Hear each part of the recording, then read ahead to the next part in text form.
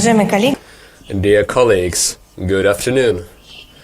Today we're expanding the geography of our briefings, and we start our work in the city of Izhevsk, in the center of the Udmurt Republic. I'm glad to say that this is my first time here. I've heard and seen a lot. And for so long I wished to come here, and my wish has finally come true. So today we'll be talking about global affairs, geopolitics, as usual. And as tradition goes, I would like to start with the venue, the city that has been so hospitable to us today. I'm glad to welcome everyone. And without extra modesty, I would say that we're listened to and watched in many countries of the world by people who are monitoring Russia and its foreign policy and live abroad.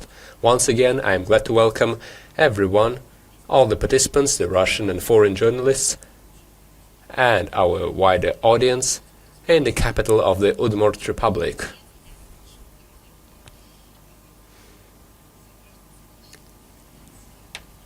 And this is not just for our citizens from the Udmurt Republic, this is for a wider audience. I would like to share with everyone the city, the history of the city of Izhevsk.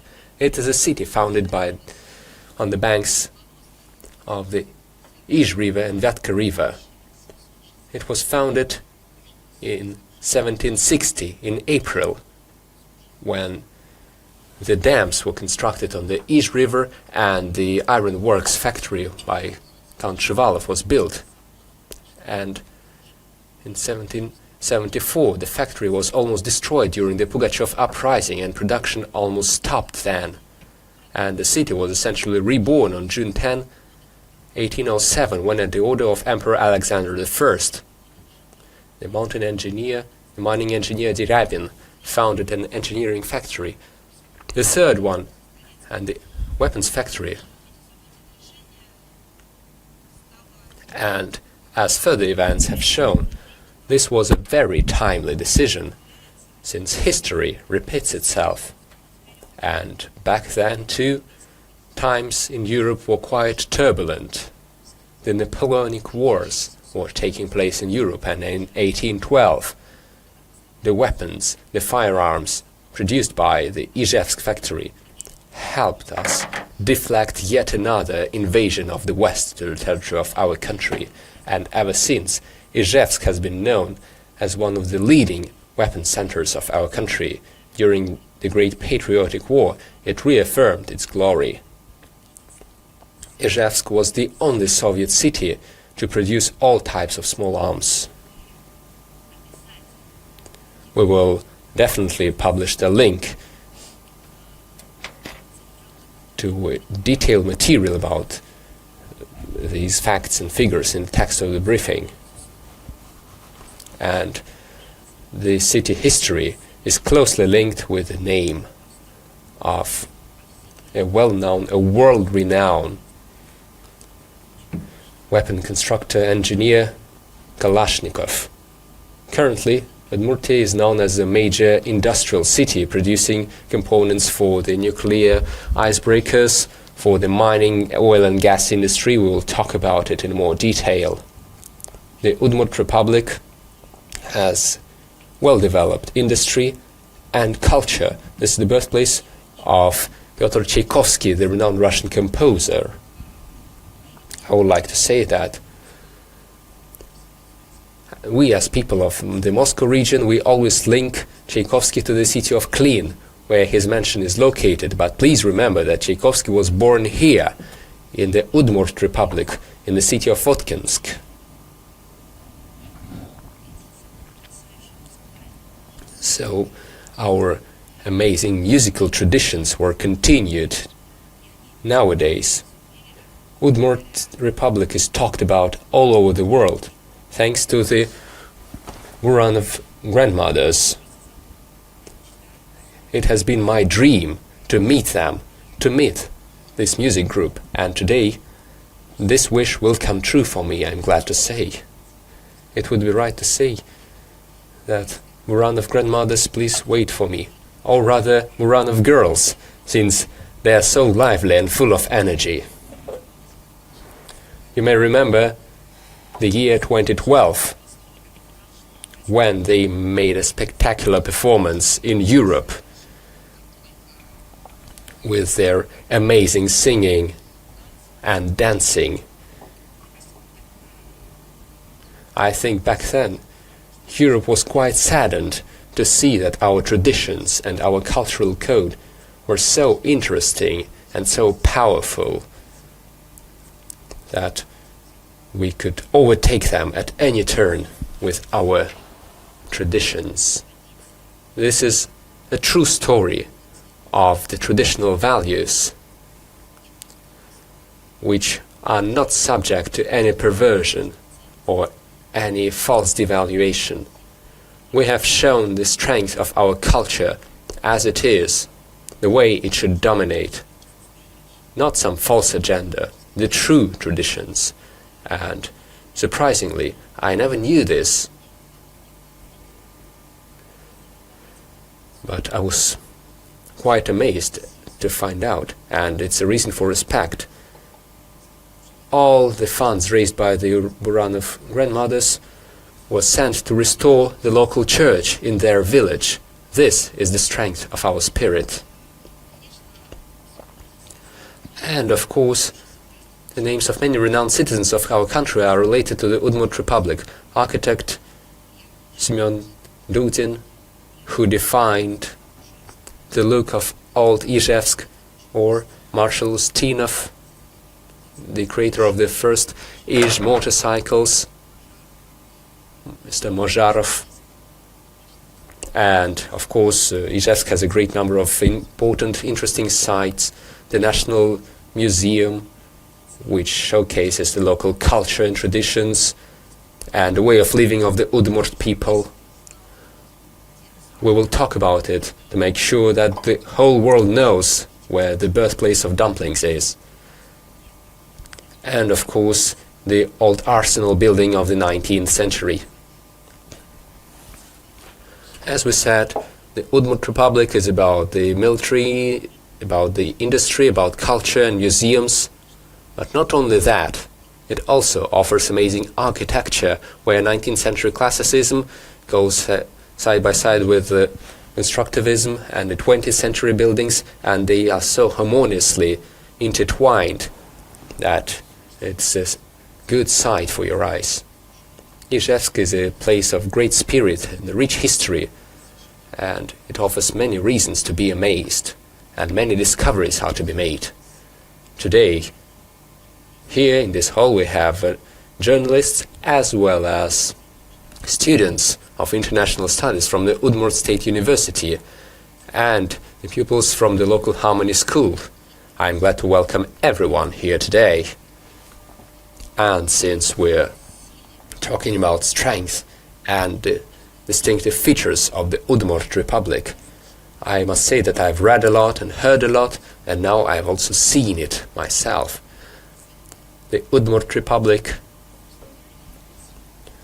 has a great strength of true, genuine patriotism. I talked about some manifestations of it, and today I saw one another. The first ones to receive me here were those who are starting a Georgian ribbon marathon. The ribbon of St. George from the Udmurt Republic will accompany me at all events this year, and I will definitely wear it on my heart during the next briefing. On April 22nd, the annual all-Russian event, the Ribbon of St. George, started this year. It will last until the 9th of May, and this year, thanks to the volunteers of Victory, millions of ribbons will be distributed among the citizens and our compatriots living abroad. Let me remind you how it all started. It started in 2005, when journalists of RIA News Agency, our colleagues, launched this initiative. Essentially, it was a private, civilian initiative. They just came up with an idea. Since the image of the ribbon is important, why not turn it into a physical symbol, to make sure it can be gifted, it can be placed on your clothing, to turn it into a material symbol of our victory. Let me share a brief history about the first time I saw this. Back in 2005, when I first saw these ribbons made by a RIA news agency, I contacted them. I was a very young diplomat of the foreign ministry back then. I didn't have any leadership role. I was an ordinary diplomat, and I asked them, where can I get these? I said I wanted to bring them to the United States of America, where I was assigned back then. I wanted to organize an exhibition for the Victory Day in 2005 at the UN headquarters, and I said I wanted to distribute these ribbons for everyone. So they thought and said, okay, we will give them to you. So these were the first steps of exporting this ribbon all over the world, and now it is a great tradition which has truly become a unifying tradition for all the people. And in 2026, despite the bans and the persecution, the event will take place in over 30 countries of the world, in Algeria, Panama, India, Panama, Qatar, Egypt, Transnistria, the CIS countries, Middle East, Africa, Latin America, Asia Pacific region, even the countries with so-called unfriendly regimes.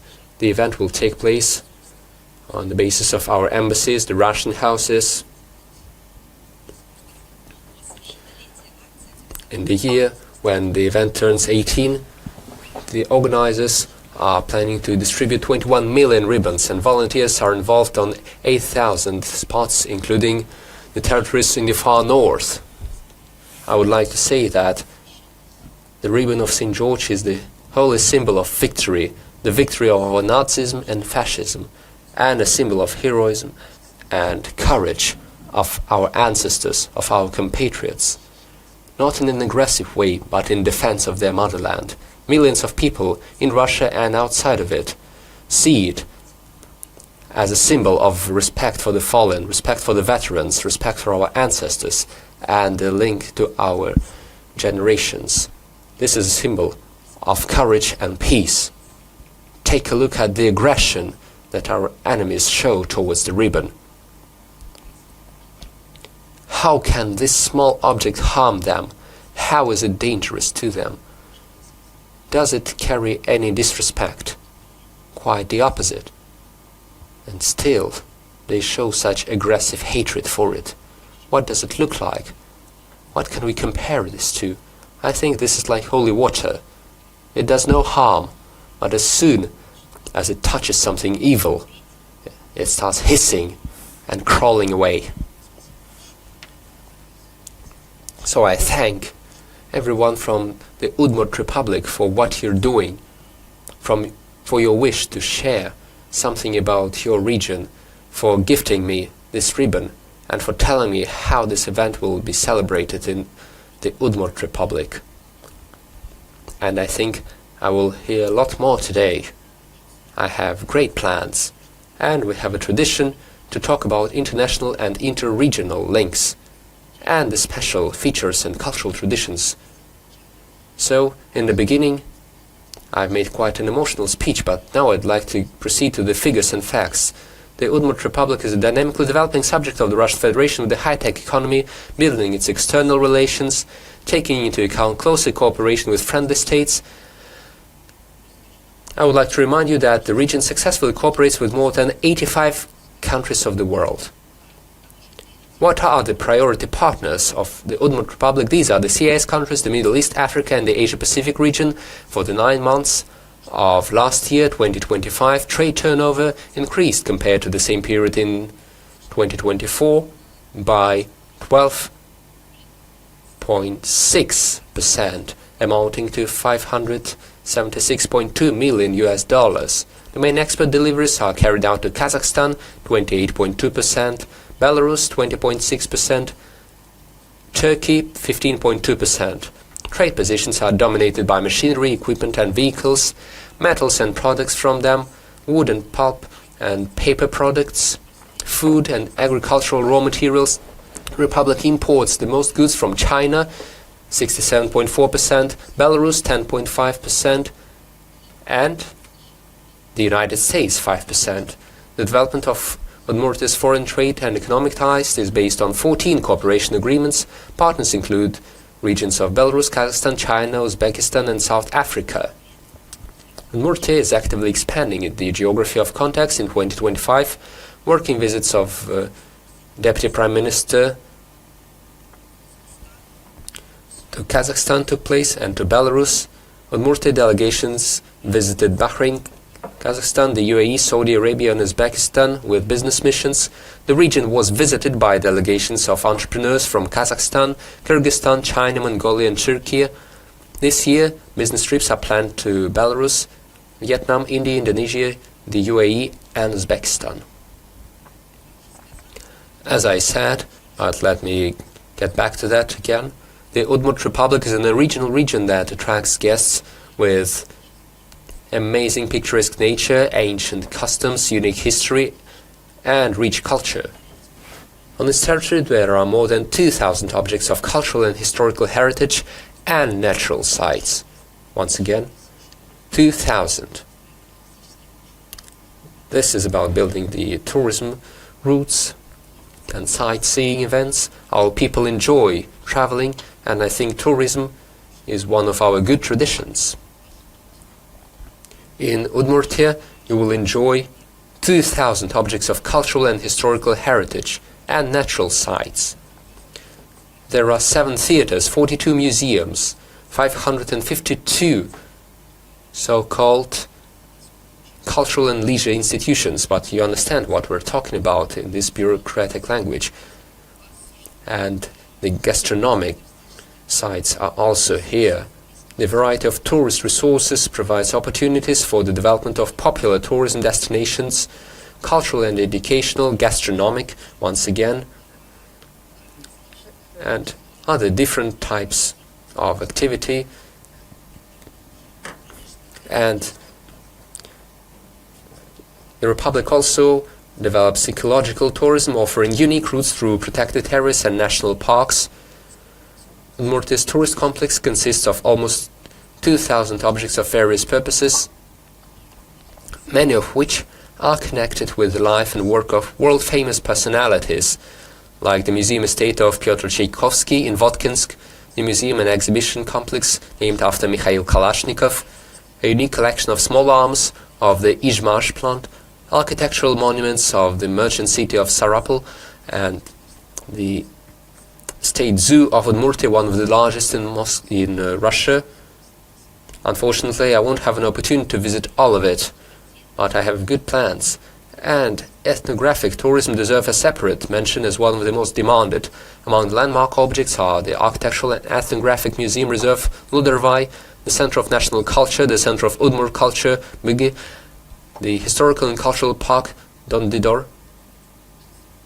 I'm sorry if I'm mispronouncing that. Dondidor, am I right? Yes, that's right. I had help here. And we are not just talking about static objects and sites. They are also actively involved in various events, festivities, festivals, conferences. Annually, the Republic holds the music festival called in the homeland of Tchaikovsky, the theater festival Tukfest, the International Festival of Circus Arts, Finno-Ugric ethnic cultural festivals aimed at preserving the original culture of the Udmurt and kindred peoples, including the International Festival of Finno-Ugric Cuisine, Big, the festival Fairy Tale Heroes in the homeland of Tolbabai, Kurtfest, Vorshut, and Palizian. I would like to say that you must come here to enjoy all of that. I was also well aware of the local cuisine, since Udmurtia takes active participation in different events in other regions, and most importantly, the birthplace of pelmeni, the Russian dumplings. Many are contesting this title. I am aware of the great competition that we have with the Chinese, but still, Udmurtia wins the competition as the birthplace of dumplings, and annually the All-Russian Gastronomic Festival World Dumpling Day takes place here, gathering professional chefs, the dumpling professionals from many regions of the country, from the Arctic to Kamchatka, and tens of thousands of visitors. During the week, guests can try various variants of pelmeni, attend master classes of making dumplings of different peoples and regions of Russia, and participate in cultural program events. You may plan your visit here accordingly. Right now I would like to say a couple of words, not about Udmurt, but about the Ministry of Foreign Affairs in this context. The ministry supports all the regions and Udmurtia as well, along with the business community, to expand business ties, expand cultural ties, and renders all practical support via Ijevsk mission of the Ministry of Foreign Affairs, and we are ready to continue our close cooperation. I think, since I see a lot of mass media of Udmurtia, and we will come back to this topic soon. And right now, let me switch to our international agenda, and let me start by the schedule of our Foreign Minister, Sergei Lavrov.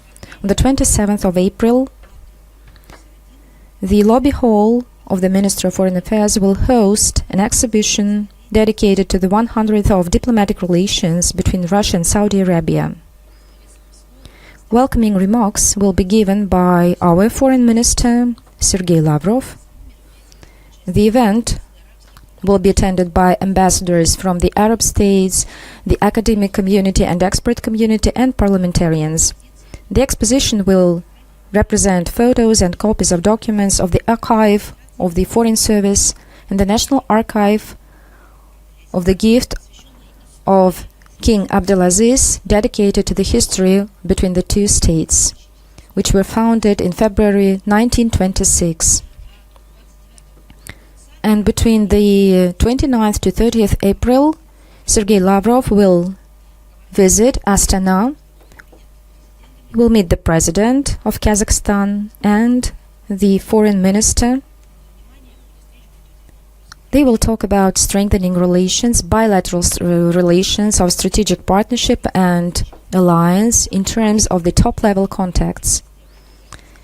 They will discuss bilateral agenda, as well as how to deepen trade, economic, cultural ties, interaction on the integrational forums. This is EEU, CSTO, CIS, and the ministers will check their notes, compare their notes on the regional agenda, as say diplomats on the relevant international issues. Now let's switch to international agenda and geopolitical processes. So, situation in Ukraine. The Kiev neo-Nazi regime continues massive terrorist attacks against civilians, civilian infrastructure. Over the past week, the drones killed about 130 civilians. 10 of them, including one child, died. At least 120 people, including 7 children, were injured. And the international community allegedly concerns about the destiny of the children, that they adopt resolutions, declarations, and it comes out they don't see the real situation on the ground. And let me cite you a couple of examples. In Belgorod region, from April 15th, 22nd, 10 people were killed. About 10 were injured, among whom a 10-year-old girl. Bryansk region. On the April 18th, the drone on the passenger car, and the operators knew that this is a passenger car bus going to Chernookovo village. So a woman was killed, another one was injured. On April 18th to 19th, various residential units suffered from drones, killing one, and this was in Bryansk. On the 20th of April in Kurkovichi settlement, a woman was killed by a mine, Lepestok mine, which the Kiev regime deploys everywhere to kill civilians. And these are discriminate attacks. DPR.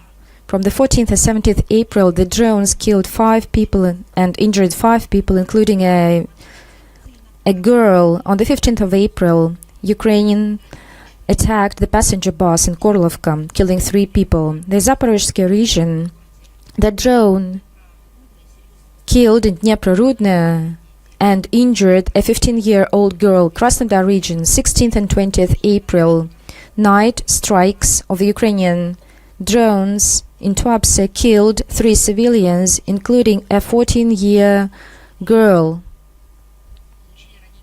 5 of them were injured, including 1 child. Residential homes and social infrastructure were damaged, and no one hears the news. And there is no word in the Western mass media about these events. Not even the press releases of the European Union, of the Parliamentary Assembly. No word in the statements of the chefs of the European diplomacy.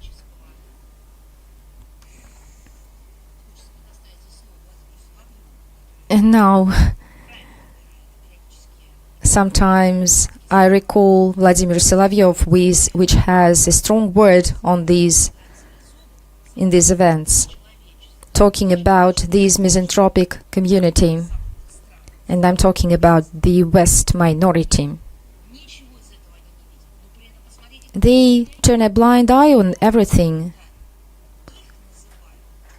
At the same time, they are being offended, being charged by funding the terrorist regime. They don't like it.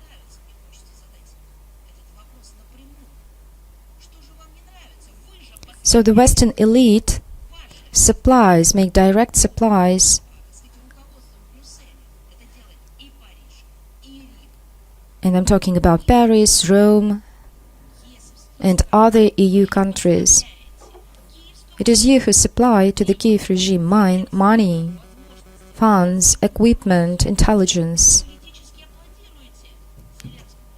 You welcome Zelensky and his underlings for the simple fact that they kill people, that they attack civilian infrastructure. So we can't choose words in order not to offend you. No, that's the truth. That's what you are called like.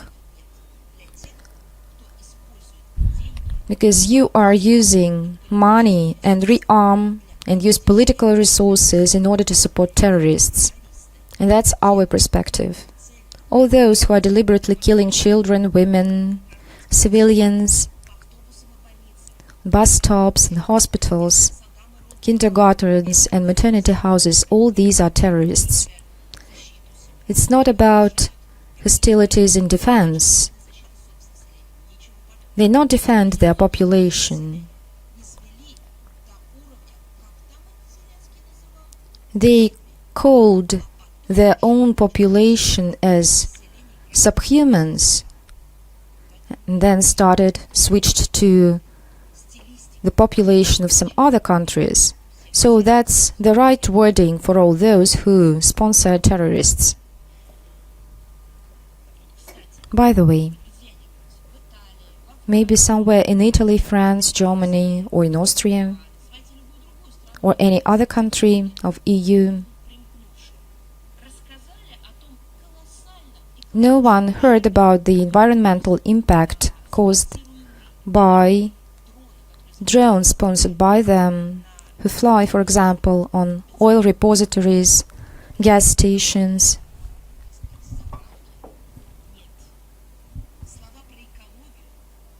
So there is no word about environmental protection. It's only in words, it's on paper, but once it comes to real life, the West finds money and allocates them properly. So, for example, in addition to the drones in Tuapse, killing civilians, damaging social infrastructure and residential homes, and damage the sea terminal infrastructure, which caused oil spills extending to over 1.5 miles from the port. So there's no word from NATO. It's Black Sea, which washes the land of the Russian Federation and other countries as well. But there is a significant environmental threat. The oil spill area is over 10,000 square meters. And environmental activists and NGOs keep silence. All of them are being funded by the Western money. They turn a blind eye on it. Of course, they do care about birds, tigers, flora and fauna, but they are keeping silence when they about this environmental tragedy.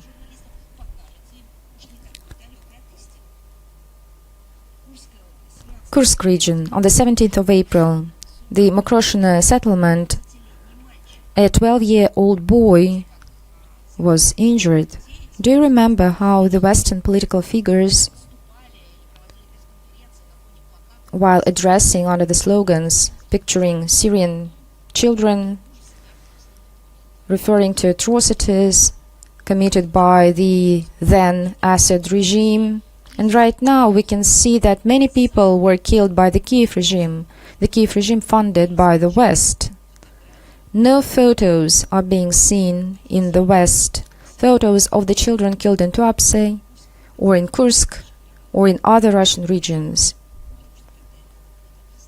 Because if they do so, they need to explain themselves, to explain where they send their money.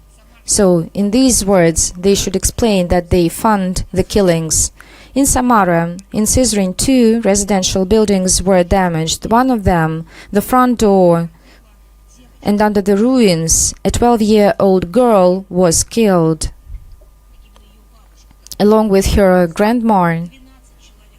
12 people, including 2 children, were injured. On the 23rd of April, the strike on the industrial facilities killed 1 man. In LPR, on the 20th of April, in the center of Stakhanov region, 2 civilians were injured. In Kherson region, from 18th to 19th April, a terrorist attack killed 1 man and injuring 5 people. On the 20th of April, the drones in Velika Dlipetsikha seriously injured the deputy head of the municipal district Dmitry Tolchev. Amid this backdrop, the Ukrainian mass media and Zelensky continue to replicate and to duplicate lies, charging Russia of discriminate strikes against civilians. So let me remind you that, unlike the Ukrainian army, the Russian army attacks only military purposes. And all these victims among Ukrainians, this is the result of cynical deployment by the Ukrainian army of air defense system and residential units and their inept application, because they do it discriminately, because they got used to cover themselves by civilians in order to implement their criminal activities.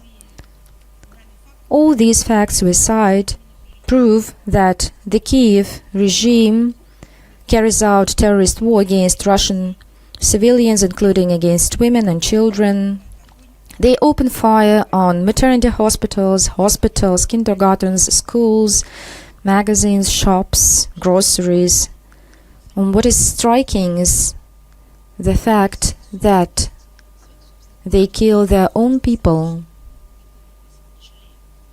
They don't take mercy of them.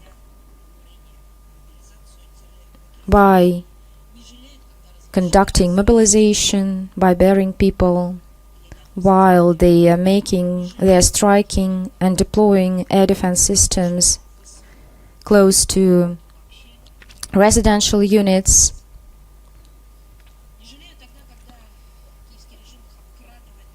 They don't show mercy to all the people. They cover up by these people like a human shield, and they use it as cannon fodder. First and foremost, they are exterminating their own people in cold blood.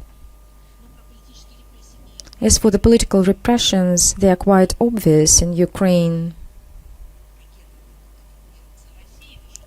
So these people are called like Russian Asians, and then they are being disappeared. So for all these crimes, the Kiev regime and its perpetrators are brought to justice. The law enforcement of Russia continue to collect evidence to bring to justice the Ukrainian army. 16 years of imprisonment was given to Andrei Bunko, Anton Zaitsev, Vasily Ivanitsky, Andrei Shirkin. To 15 years, Andrei Grichishin. Life in sentences in absentia was sentenced to the commander Alexander Shevtsov, who was active in December 2024 and May 2025, who ordered missiles and killed people. Now he's on the international wanted list. So let us speak about the peaceful rhetoric of Vladimir Zelensky, saying that he wants peace, but in fact he is engaged in terrorist activities. So let us quote. So he made a number of famous statements on the so-called alleged Russian threat. It all started by the statements on the Belarus, where he said that in close proximity the roads are being built. So he made a finding that Moscow plans to engage their allies against the Kiev regime. But further on, Zelensky started to assert that Russia discriminately tries to control all its neighbors and decide how security in Europe should look like. So, for all these years, Russia has been calling the EU, including NATO, to build a universal, indivisible architecture, but then Zelensky is saying just quite the opposite thing. So, he is claiming that security on the European continent can be built with the use of force. So, we need to exercise military build-up, and he has already done so. Reflecting on that, he even came to an idea that mobilization in Russia will be announced very soon, a ground mobilization for the alleged offensive of Russia on Ukraine or in any other European states. So what is his purpose? So the first purpose is that the people are being largely mobilized. So by saying so, Zelensky tries to present in the eyes of his own population to justify this mobilization. But his main point is his local audience.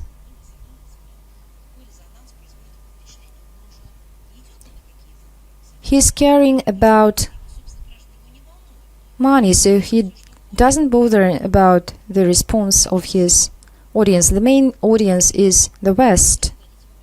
So there comes up a question. Why is he claiming that Russia is going to attack any country in Europe? He explains, in fact, he wants to attract attention of his Western partners. He wants to convince them that this aid should remain in the previous amounts. He wants the West didn't bother about their own problems, but the problems of their people. Such a dependency has become, in fact, a state policy of Ukraine, of modern Ukraine. They are living like kings. They are dictating their own rules to the West. And they believe that the West and the EU are contaminated by the Stockholm Syndrome. They came to love to all those who insult them. So as for Russia, we are resistant to all those who are aggressing us. And the West, being masked by the tolerance and by this new ethics, they even liked the offender. They didn't love it with Christian love. If they did so, they would stop supplying weapons. They would say that terrorist acts and aggression, nationalism which was then switched to neo-Nazism is bad. No, that's not the thing. No, they love it with the love of a victim who has no other way out. They essentially place them in a state of absolute dependence and subjugation, and most interestingly, they are not trying to hide that. Just listen to what he says. Zelensky told it to his own Ukrainian TV channel. This is a direct quote by Zelensky. In order to receive missiles, Zelensky said, we will negotiate. Buy. With what money, I am asking? With the same money he's taking from them. Assemble, exchange, even blackmail. That is what he's doing. When he tells them that Russia is supposedly going to attack Europe, he is doing so for the purposes of blackmail, of intimidation. He's intimidating them. At the end of March this year, the Norwegian portal Stegen stated that Ukraine's plans to sell the weapons it backed for contradict the ideas of all military support for the Kiev regime from the West. The Western journalist from Stegen wrote that behind the urgent assistance to Ukraine in the fight for freedom, as they call it, are plans to integrate the European and Ukrainian arms industries. Here is a direct quote from this material. There is no more corrupt sector in the world than the arms industry. Some will argue that arms exports will strengthen Ukraine's treasury. This is said by Western journalists, but no one has the slightest idea whose pockets these revenues will actually fill. The publication concludes. Let us stop right here. If the Kiev regime was going to defend itself, perhaps it would simply ask for weapons and use them. But no, the Kiev regime is asking for weapons to perpetrate terrorist activities on the territory of the European continent and outside of it as well. In particular, unfortunately, the terrorist activities in Africa will become more active. But there is one more trend. Why is the Kiev regime using terrorist methods? They are doing so in order to place dirt on the European partners, to get them involved in this bloodshed. And now look at what they've come to. through manipulations and through getting them involved in terrorist activities, the Kiev regime is not just begging for weapons from the European Union and NATO. Now they are starting to sell these weapons. So, where is the defense of the Ukrainian citizens? Where is the protection of Ukrainian freedom and independence? There is no talk about that.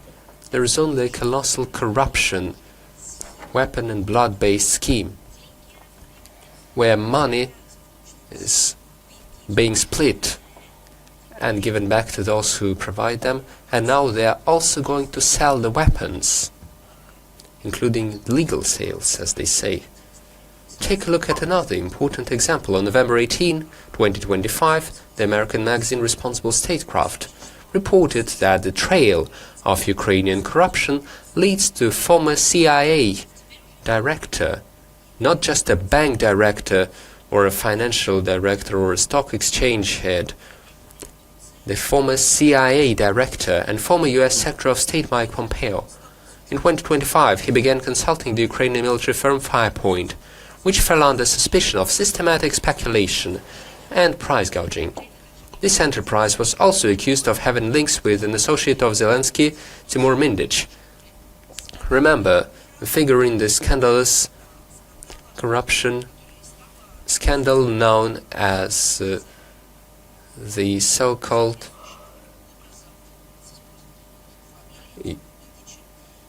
Mindich case. Having earned about $1 billion in 2025, Foriegn, backed by Mike Pompeo, is now building a plant in Denmark. Why? Peace on the European continent has been inconvenient for many for a long time. Fighting on the European continent has resulted in the accumulation of riches of many outside of Europe. Now take a look at this wordplay. The discussions of certain European integration of the Kiev regime. In Kiev, the idea of European integration of the country is voiced in its own way. On April 21, Zelensky stated on Ukrainian media, I quote, that an alliance of Ukraine, Norway, Great Britain and Turkey would make Europe the strongest in the world. These are 4 countries that the EU is missing. Who said so? Zelensky said so. This is a man who was trusted by the Ukrainian people in order to reach some way of economic development. And now Zelensky has ruined everything: industry, science, education, culture, economy, finance. He just turned it into a money laundering scheme. But they are laundering blood money. And now this man says that he knows how to make the European continent stronger. Perhaps he can be trusted. But on the contrary, just listen to what he says and do the opposite. What is he really talking about?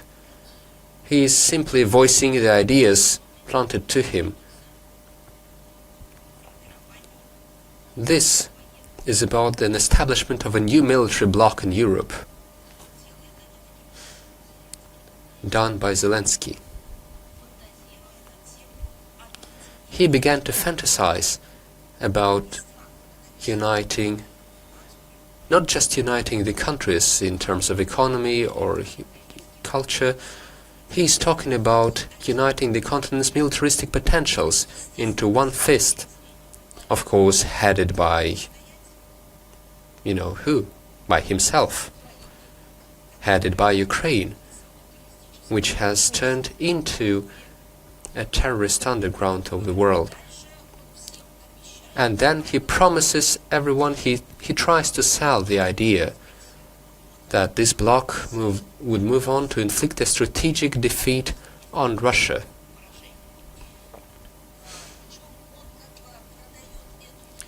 he is selling this idea without any link to the United States. Supposedly, this would be a purely European bloc, a military structure of the continent. If we rewind and look a couple of years back, this is offered as an alternative to the approach that has been developed by our country. We have been talking about indivisible common European security. For many years, Russia has been trying to convince the countries of the European Union, Western Europe, to bring together our peaceful capacity to create a common space for cooperation. You may remember the term from Lisbon to Vladivostok. In order to act for the good, for the benefit of peace and of the people, of the citizens. But they have denied this concept, and now they are seriously listening to Zelensky, who is suggesting the creation of an aggressive fist so that he can once again begin conflict in the center of the European continent. The Kiev regime can objectively exploit and spread the worst anti-human practices that it tests on the Ukrainian people. This is what he can do. It is surprising that in the West they do not understand this or do not want to understand, and remember from history how such attempts ended. That is why, perhaps, they are trying to rewrite history. Perhaps there is something lacking in them to compare the ideas with history and how such attempts have ended historically. We noticed another statement of the General Staff of the Armed Forces of Ukraine dated April 15 this year about the creation under the Commander-in-Chief Alexander Syrsky of an advisory body of the so-called Expert Council. It even has an English name. That's what they need, an English language name in order to appeal to the West. It is called Allied Reform and Expert Support, chaired by the former Deputy Commander of the NATO Joint Armed Forces in Europe in 2011 to 2014, the British General Richard Sheriff. Can you imagine that?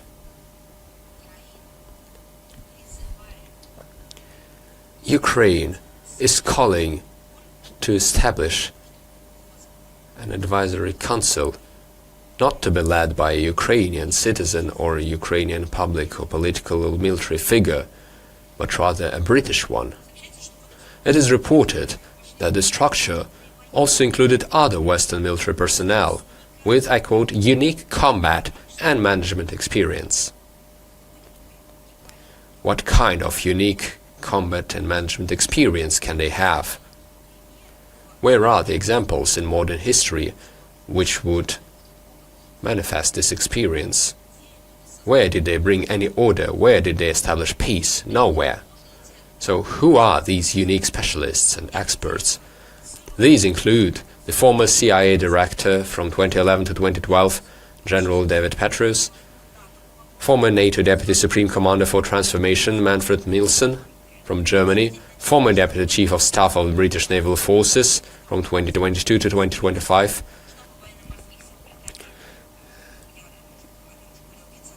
Vice Admiral Martin John Connell, representative of the Norwegian Naval Forces in NATO structures, Commodore Hans Helseth, former commander of the Ground Forces of the Canadian Armed Forces from 2006 to 2010, Andrew Leslie, former commander of the Joint Task Force North of the Canadian Armed Forces from 2017 to 2020, Major General Patrick Carpentier, former Deputy Chief of the General Staff of the Armed Forces of Slovakia from 2013 to 2018, Pavel Matsko. A nice group of experts, isn't it? How many people they've saved, how many conflicts they've ended. How many countries have overcome emergencies thanks to them? Of course, this is irony by me, because they did nothing. They only did the opposite. Among the functions of the Council are increasing the efficiency of the armed forces of Ukraine and ensuring their needs, advisory and consultative support, and army transformation. What do we see? In essence, a sham cover is being created for a real pool of active high-ranking officers of NATO countries who will now work in the General Staff of the Armed Forces of Ukraine. They are inserted there not for consultation or advisory purposes, not to increase the investment attractiveness of Ukraine. This is done for them to participate in the management of the Ukrainian military structures, to participate in planning, preparing and carry out not the strengthening of the defense capacity or raising the morale. They are there in order to carry out terrorist operations against Russia, using Western weapons supplied to the Kiev regime. This was mentioned by the Russian president, our foreign minister and defense minister. These Western weapons are being supplied, and they cannot be used without instructions from the West. So from now on, NATO and the West will be present directly in the territory of Ukraine under the guise of a certain advisory council. Essentially, they will be high-ranking officers who will be guiding the use of Western weapons. The fact that the West is fighting against Russia with the hands of Ukraine is no secret to anyone. And now this was directly confirmed by Zelensky himself. A direct quote, if I may. Britain, Norway, the Netherlands, Zelensky says, which have extensive experience in developing their own naval fleet, share technologies with Ukraine and helped it create a flotilla of unmanned boats at sea. In other words, they supplied Kiev with their developments in the area and brought them to mind in combat conditions. Therefore, responsibility for the consequences of using such supposedly Ukrainian drones, both at sea and on land, is equally borne by those who armed the neo-Nazi regime of Zelensky with them. These are not only the above-mentioned countries, but also other participants of the so-called drone coalition. And the most cynical statement, on April 16 this year in the Dutch city of Middelburg, a ceremony was held to present the International Award for Freedoms Award for a significant contribution to the defense of the four freedoms proclaimed by US President Roosevelt. What are the freedoms? Freedom of speech and expression, freedom of religion, freedom from want and fear. And who do you think was among the laureates of the award? It was Zelensky. He definitely liberated the people of Ukraine from freedom of speech and expression, freedom of religion, freedom from want and fear. He really liberated the citizens of Ukraine from all of that. Now they have no freedom of speech and expression, religion. They only live in misery and fear. This is what he truly did. But I think for such an achievement, he can't get any award, not just the award of the four freedoms, only the award of the cynicism, the highest grade of cynicism. This is a man under whose leadership they're killing journalists. Under his leadership, they are driving out the Orthodox clergy from the churches. They are mocking the Orthodox holy sites. They are destroying, ruining the Ukrainian Orthodox Church. They mock the people who attend the churches. All of these sums, billions upon billions received by the Kiev regime, are given under strict and harsh conditions for which the citizens of Ukraine will have to pay. This is all a debt This is credit. You can imagine the conditions. Who is going to provide these loans? How are they going to pay back? They will pay back with the lives of the citizens of Ukraine, with Ukrainian raw resources and fertile soil, and with the geopolitical state of Ukraine. This is what is used as collateral for such debts and loans. The supposed well-being of the Ukrainian people, freedom from misery. This is how Zelensky was awarded. This country lives in constant fear. The people are scared to talk in their native language on the street. And I'm not talking about shootings or physical violence related to this mobilization. I'm talking about the nature of the life. I'm talking about the mother tongue. Even children in Ukraine are being held responsible for speaking Russian. For example, at school, with tutors, in public spaces, in groceries, in hospitals. And so for this also he is being awarded this prize.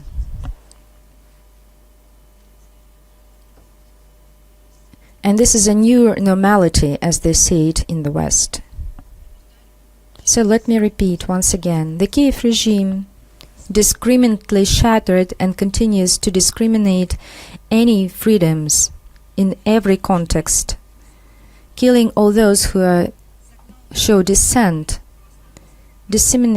who robbed its own population,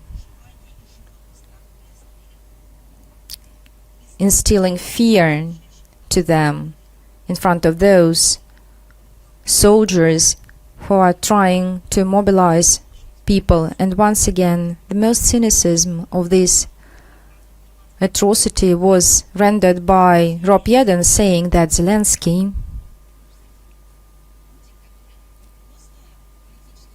and this is not just a political figure, this is a man who was trusted by his own people. And Zelensky, he said that Zelensky agreed to accept this prize only on behalf of the Ukrainian people. Now, let us have a look at what is happening on the ground in Ukraine. Since April, the Ukrainian territorial centers, the territorial army equipping centers, which have become well known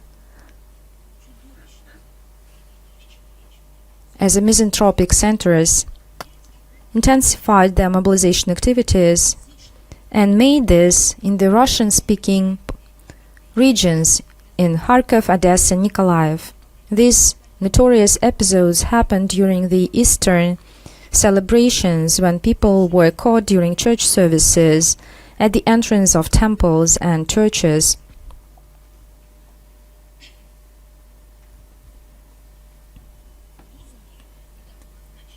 The slogans of the recently appointed Defense Minister of Ukraine, Mikhail Fedorov, on the comprehensive modernization of military mobilization distracts attention of the military.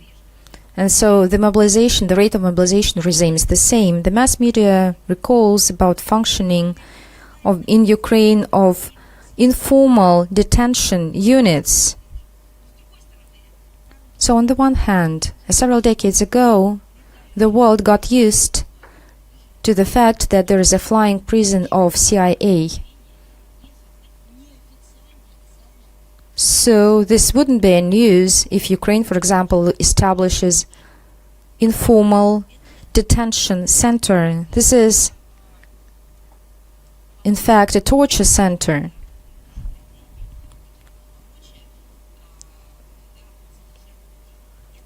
This is a kind of torture centers,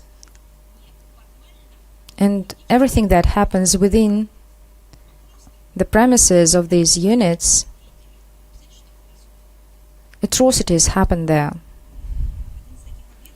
Among such facilities is in Sumy, which mobilized people are being kept like in concentration camps, and they're being forced to engage and to become members of the assault divisions. And this is just a horror movie. I can compare it with a horror movie, what is happening in Ukraine. All these slogans, they're just hiding all the real things that are going on in Ukraine.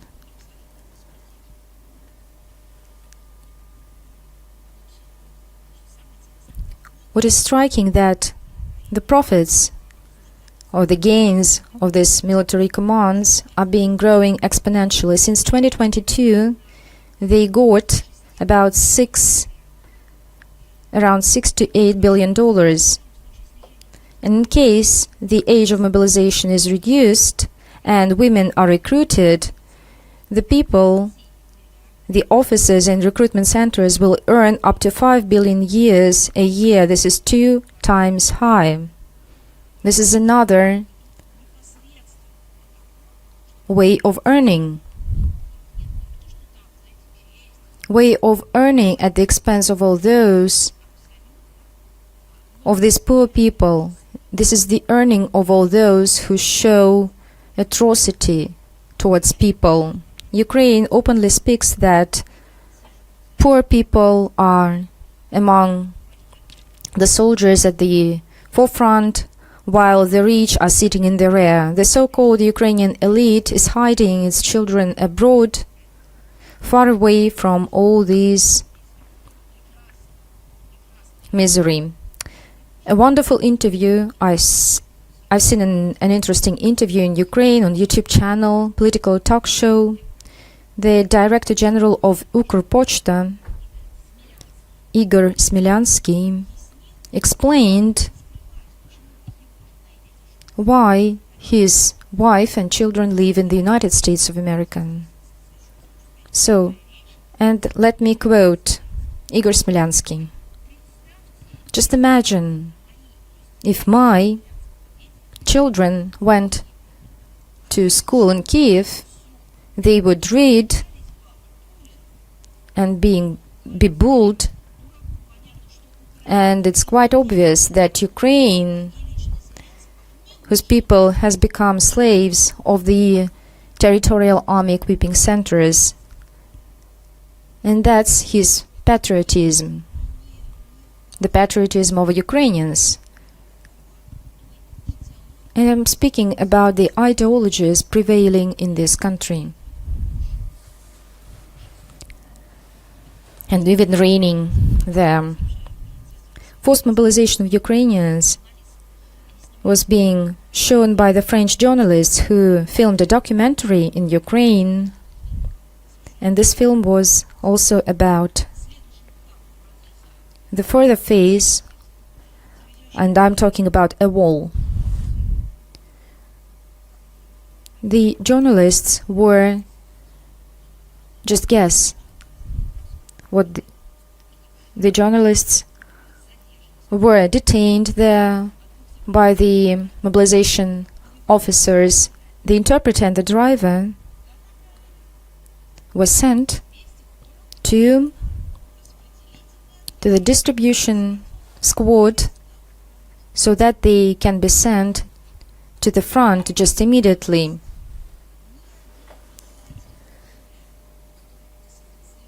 And this is unprecedented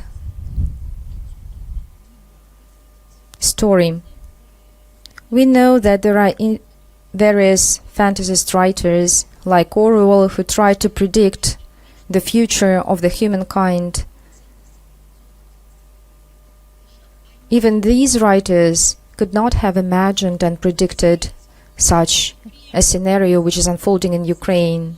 Can you imagine Zelensky takes a prize for the freedoms of speech, for 4 freedoms, while all those who are following his orders detain foreign journalists, which are then sent to the front? What is striking that we are just right now witnessing, right at this historic moment, when we need some proof.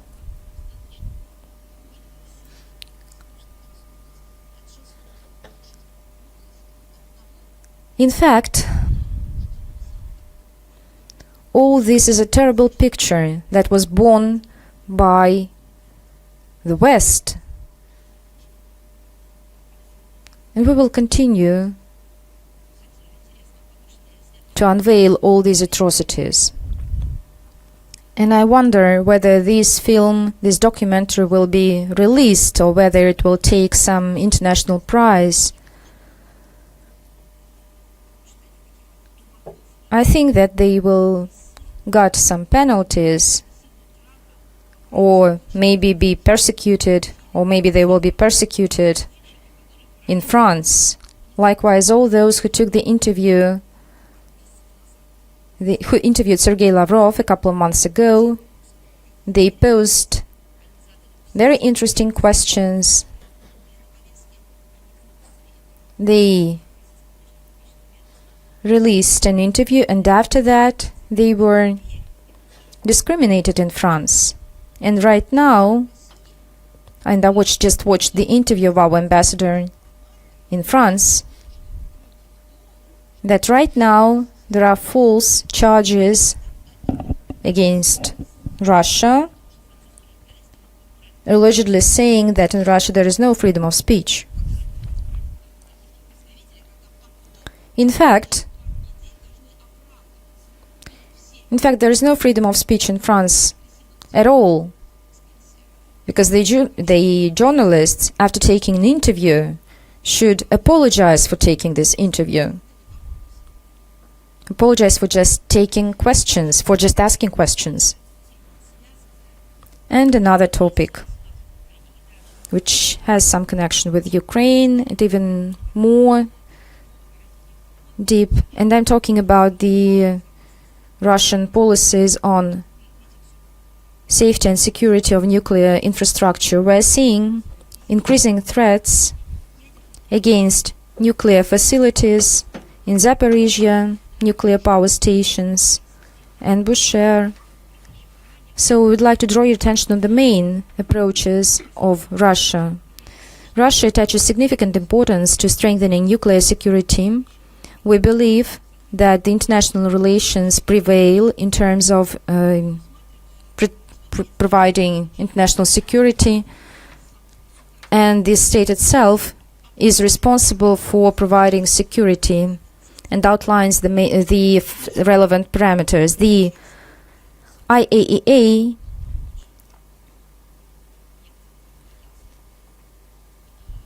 is in fact called upon to play a central role, not only by international cooperation in the field of physical nuclear security.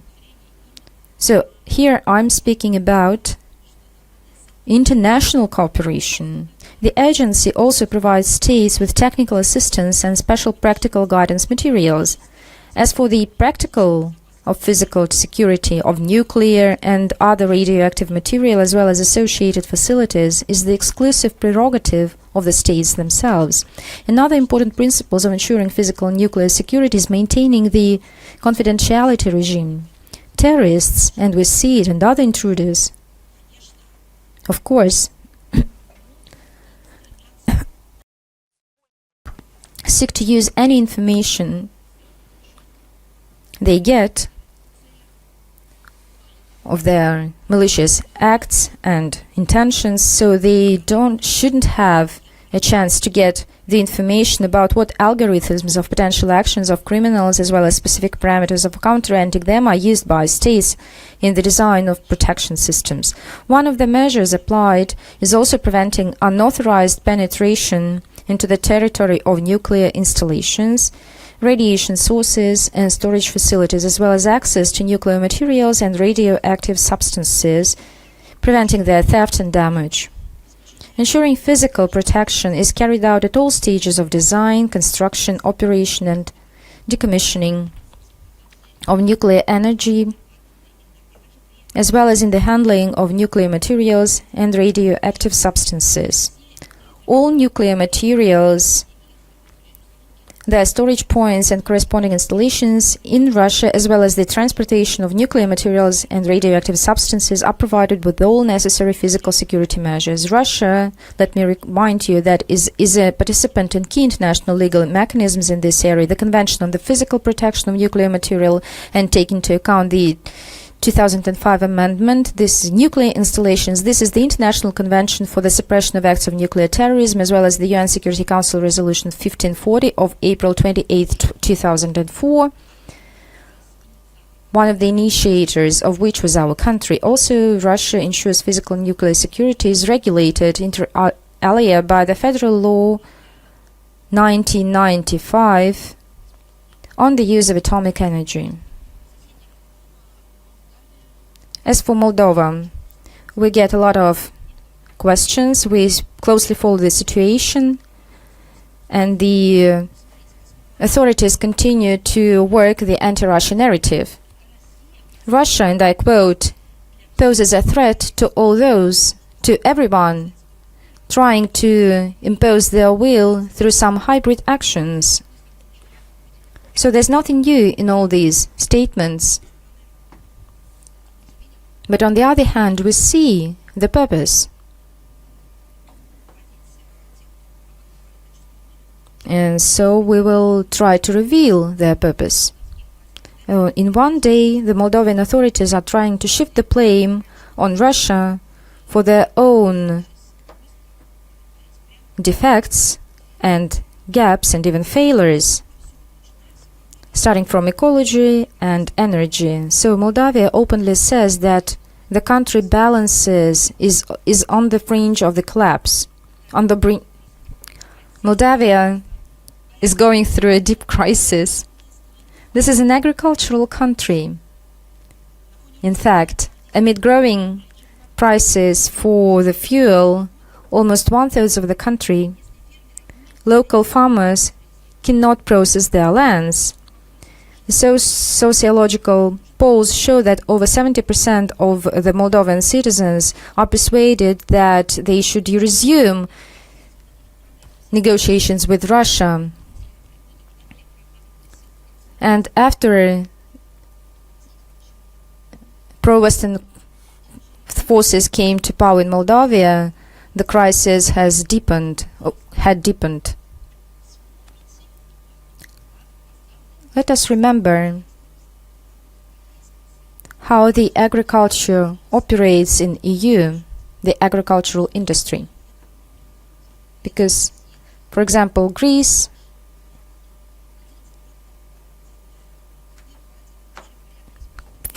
every country can follow their ancestors' experience. But in fact, there should be standards and rules.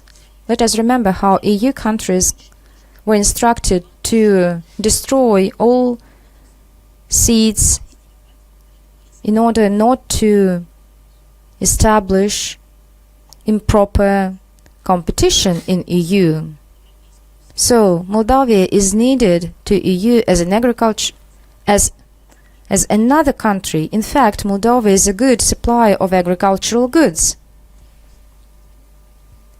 In fact, it represents a competitor to the EU in terms of agricultural goods. In fact, Moldova entered EU seeking fair market competition. And right now, we're seeing some strange things. There's no fair competition amid illegitimate sanctions. In fact, we're seeing protectionism. We're seeing trade wars. And one of the main manifestations of these trade wars, this is destruction via Sandu's government of agriculture in Moldova. Let me remind you that agriculture in Moldova is the traditional industry. It's the daily routine. It's an integral part of culture and philosophy of this country. That's what we know the Moldovans for. So we know Moldovans for growing vegetables, fruit. They are famous for their agriculture. Right now, Sander's regime is seeking to forge a new generation of Moldova who will forget about the culture. We should forget their cultural roots. So, on a step-by-step basis, Sander's administration implements some false ideas, destroying the culture. That was the case with Russia when several years ago we were told that Russia doesn't need to develop its agriculture, that we need to enter WTO, and there you will find your own sphere. So, can we imagine if we ruined our agriculture? It would be a catastrophe, a danger to our whole country, not due to the lack of agriculture to ourselves, but this is a part of our culture, a part of our existence. And as it turns out, it is also a part of the global food security, especially paying attention to our contribution to maintain this food security. That is why, under the guise of integration, Moldova is witnessing the destruction of its agricultural sector. The European Union does not need any competition. The Moldovans are massively immigrating abroad.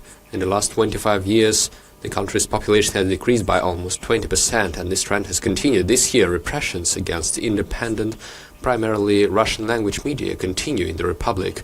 Against this background, on April 2 this year in Chisinau, for example, an interview was organized with the consent of the Moldovan authorities, even by the leader of the terrorist organization, the so-called Russian Volunteer Corps. The representative of its structure, who is included in Russia in the list of terrorists and extremists. Why am I looking back at this? An apparent terrorist is provided a platform for an interview in Moldova. However, showing feature and documentary films about the Great Patriotic War, where the Moldovan contribution was so great, is now banned from the point of view of the Sandu regime. Is wearing St. George ribbons allowed in Moldova under Sandu? No, it is not. How is that?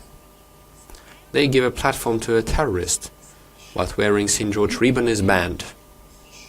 What is it?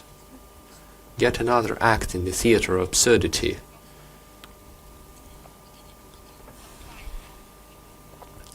This total Orwellian hell in Moldova is looked upon suspiciously by the Western sponsors. Currently, in the 2025 Democracy Index published by the Economist Group, a British media company, Moldova and the Sandu regime got a status of a hybrid regime, characterized by attributes of democracy with authoritarian rulership methods. Previously, Moldova had a more advanced status. It was called a flawed democracy. Now it is a hybrid regime. All this time, the Moldovan authorities were crying out about hybrid threats from Russia, while essentially the West calls Moldova a hybrid regime. Moldovans themselves are increasingly using another term to describe their state, a mafia state. These are the current Moldovan realities. The same narratives and patterns as said in the West: poverty, political instability, authoritarianism, lack of rights and social tension. They did it with Ukraine first, now they do the same to Moldova. All of this is the consequence of the forced implementation of so-called European standards, which have never been European. What can be called a European standard? For example, the Roman legal system.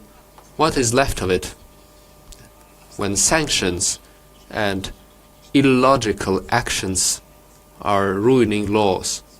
Freedom of speech. It can also be called a European value. The freedom of speech proclaimed there and media. But now there is nothing but censorship left, as well as persecution and bullying of those who are trying to voice their own opinion. Religion, faith, Christianity were one of the European values, the founding ones. What is left here? I think the opening of the Olympics in Paris has shown enough. Pure mockery. One of the European values was the understanding of the common European continent space. But now it has all been devolved into the desire to inflict a strategic defeat upon Russia. That is it. This chimera, called European values, is being imposed upon Moldova with only one wish, with only one purpose and goal: to ruin everything they can ruin in Moldova: agriculture, industry, production, science, education, culture, and so on, to turn Moldova and the Moldovans into Romania and Romanians, and then, after raping the entire country, they can do anything they want to them. But there are good news too. On April 21st, special aircraft of the Russian Emergency Situation Ministry, on April 21, it delivered a batch of humanitarian aid, which included mobile power stations, food products, tents, blankets, mattresses and pillows. 28 tons of humanitarian aid. The Russian ambassador to Lebanon and the director of the main directorate of civil defense of the Lebanese Internal Affairs Ministry took part in the humanitarian handover ceremony. A return flight carried out the evacuation to Moscow of 67 citizens of the Russian Federation and 6 citizens of Belarus who found themselves in difficult life circumstances due to the sharp aggravation of the situation in Lebanon. In difficult times, Russia has always extended a helping hand to the Lebanese people, as well as other people who ask for such help. We could not stand aside now either. In the current difficult conditions, when more than 1 million Lebanese are suffering from the consequences of hostilities, we express solidarity with the residents and leadership of the country. We confirm our principled position in support of the sovereignty, unity and territorial integrity of the Lebanese Republic.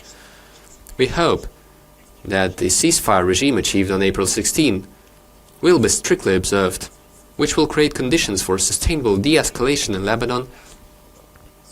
We clearly see what is happening there. But we proceed from the desire to support the ceasefire, and we hope that it will allow to correct the rapidly deteriorating humanitarian situation there. But we stay real.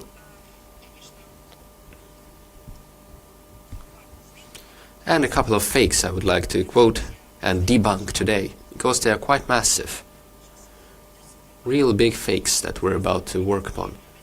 High-ranking US representatives, including military ones, are spreading rumors about the supposed Russian intention to develop anti-satellite nuclear weapons, as they say. On their basis, anti-Russian doctrinal documents are circulated, as well as specialized military space exercises are held, during which actions are modeled in case of a hypothetical use of nuclear weapons in outer space. Absurd speculations by Washington have nothing to do with reality and are part of a propaganda campaign to discredit the space activities of the Russian Federation and its initiatives to prevent an arms race in outer space. Let me remind you that as we celebrate yet another anniversary of the first manned spaceflight, I would like to remind you that our country explores space in strict accordance with international obligations solely for peaceful purposes and does not threaten the activity of other participants in space activities. Our country strictly complies with the 1967 Outer Space Treaty, which is the cornerstone of international space law. Article 4 of the treaty explicitly prohibits placing in orbit around the Earth any objects carrying nuclear weapons or any other kinds of weapons of mass destruction, installing or stationing such weapons in space in any other manner. For many years, Russia has made a significant contribution to keeping space peaceful. We consistently advocate working out an international, legally binding instrument with a ban on the placement of weapons in outer space, the use of force or the threat of force against space objects. As a basis for such an instrument, we propose the updated Russian-Chinese Draft Core Treaty, distributed at the Conference on Disarmament in 2014. We consider an important intermediate step on this path to be the international initiative or political commitment not to be the first to place weapons in outer space, the participants of which today are 37 states. However, our efforts in this direction encounter really fierce opposition from the United States and its allies, who have taken a dangerous course towards turning space into an arena of armed confrontation. US policy in the space sphere is becoming increasingly aggressive and provocative. Officials in Washington openly state ambitions for absolute dominance in near-Earth space. A key role in achieving these goals is assigned to the project to create a global missile defense system, Golden Dome, providing inter alia the deployment of space-based kinetic interceptors.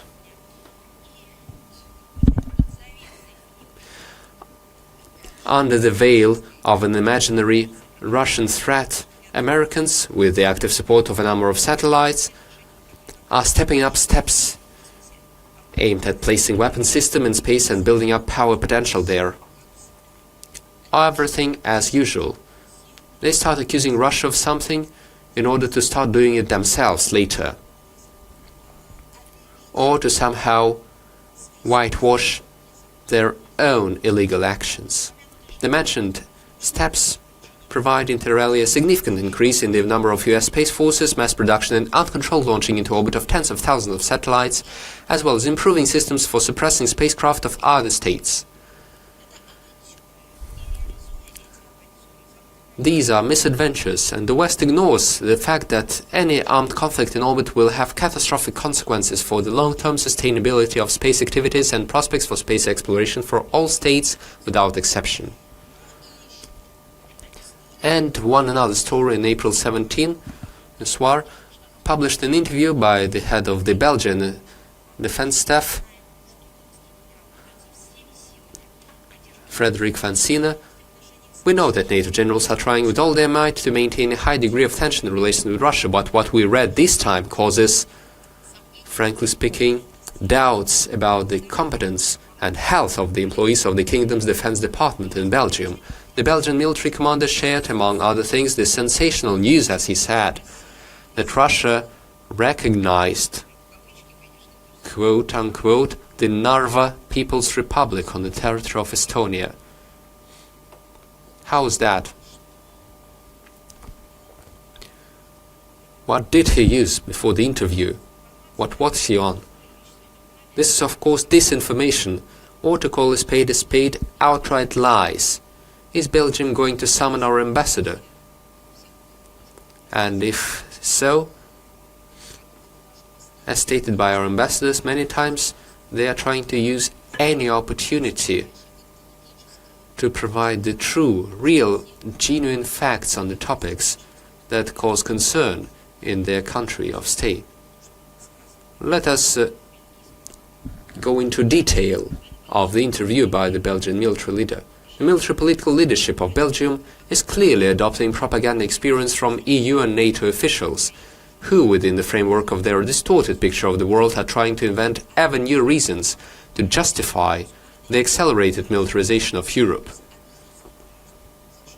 So, in order to explain to the citizens why they should build up their military capacity, they have to make up any pretext, and the pretext is the threat of Russia, the supposed threat. But this phrase is lacking in the printed version of the interview, but it is present in the online version of the interview. So, what exactly are they talking about? First, they launch some fake, and then they're trying to hide it. not to leave any traces. But the internet remembers everything. The phrase was said. It was quoted and will be quoted further. And this is not the only lie on the interview. He said that the end of hostilities in Ukraine would not lead to a detente, supposedly, because they say Moscow will switch to Europe, and therefore European countries must focus on the long-term containment, as he says, of Russia. You may remember how the containment of Russia ended up on the Ukrainian track.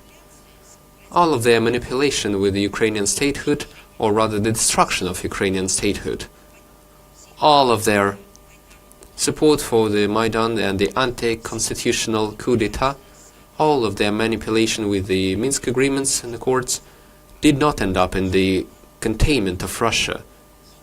It only ended up in our country making the only right and necessary decision to begin the special military operation. Why is the Belgian general saying all of these things? The meaning is obvious. They are only doing so to create the pretext of a Russian threat, to justify the great financement needed to militarize Europe to the detriment of the interests of their own population. However, the most outrageous passage is about Ukrainian blood paying for, you know what? The precious time for Europe.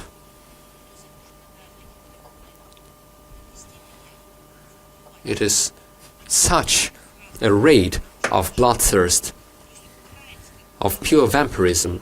There is no going back. They say that the Ukrainian blood is paying for the time, for precious time for Europe. How's that for a deal? It is not the first time we hear from EU strategists statements indicating their readiness to fight to the last Ukrainian.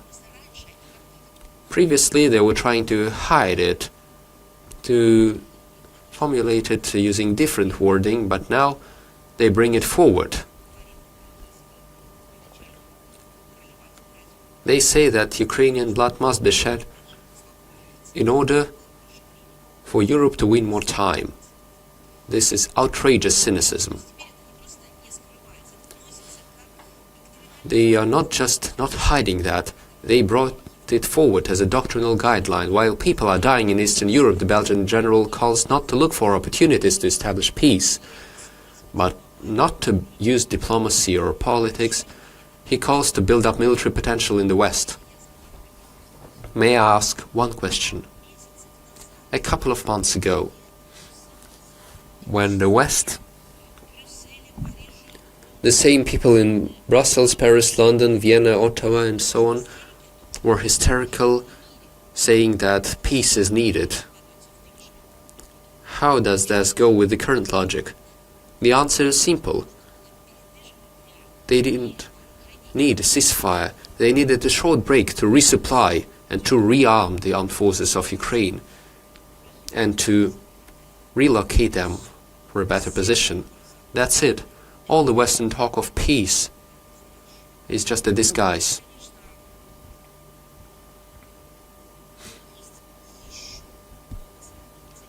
There is another option for cynicism.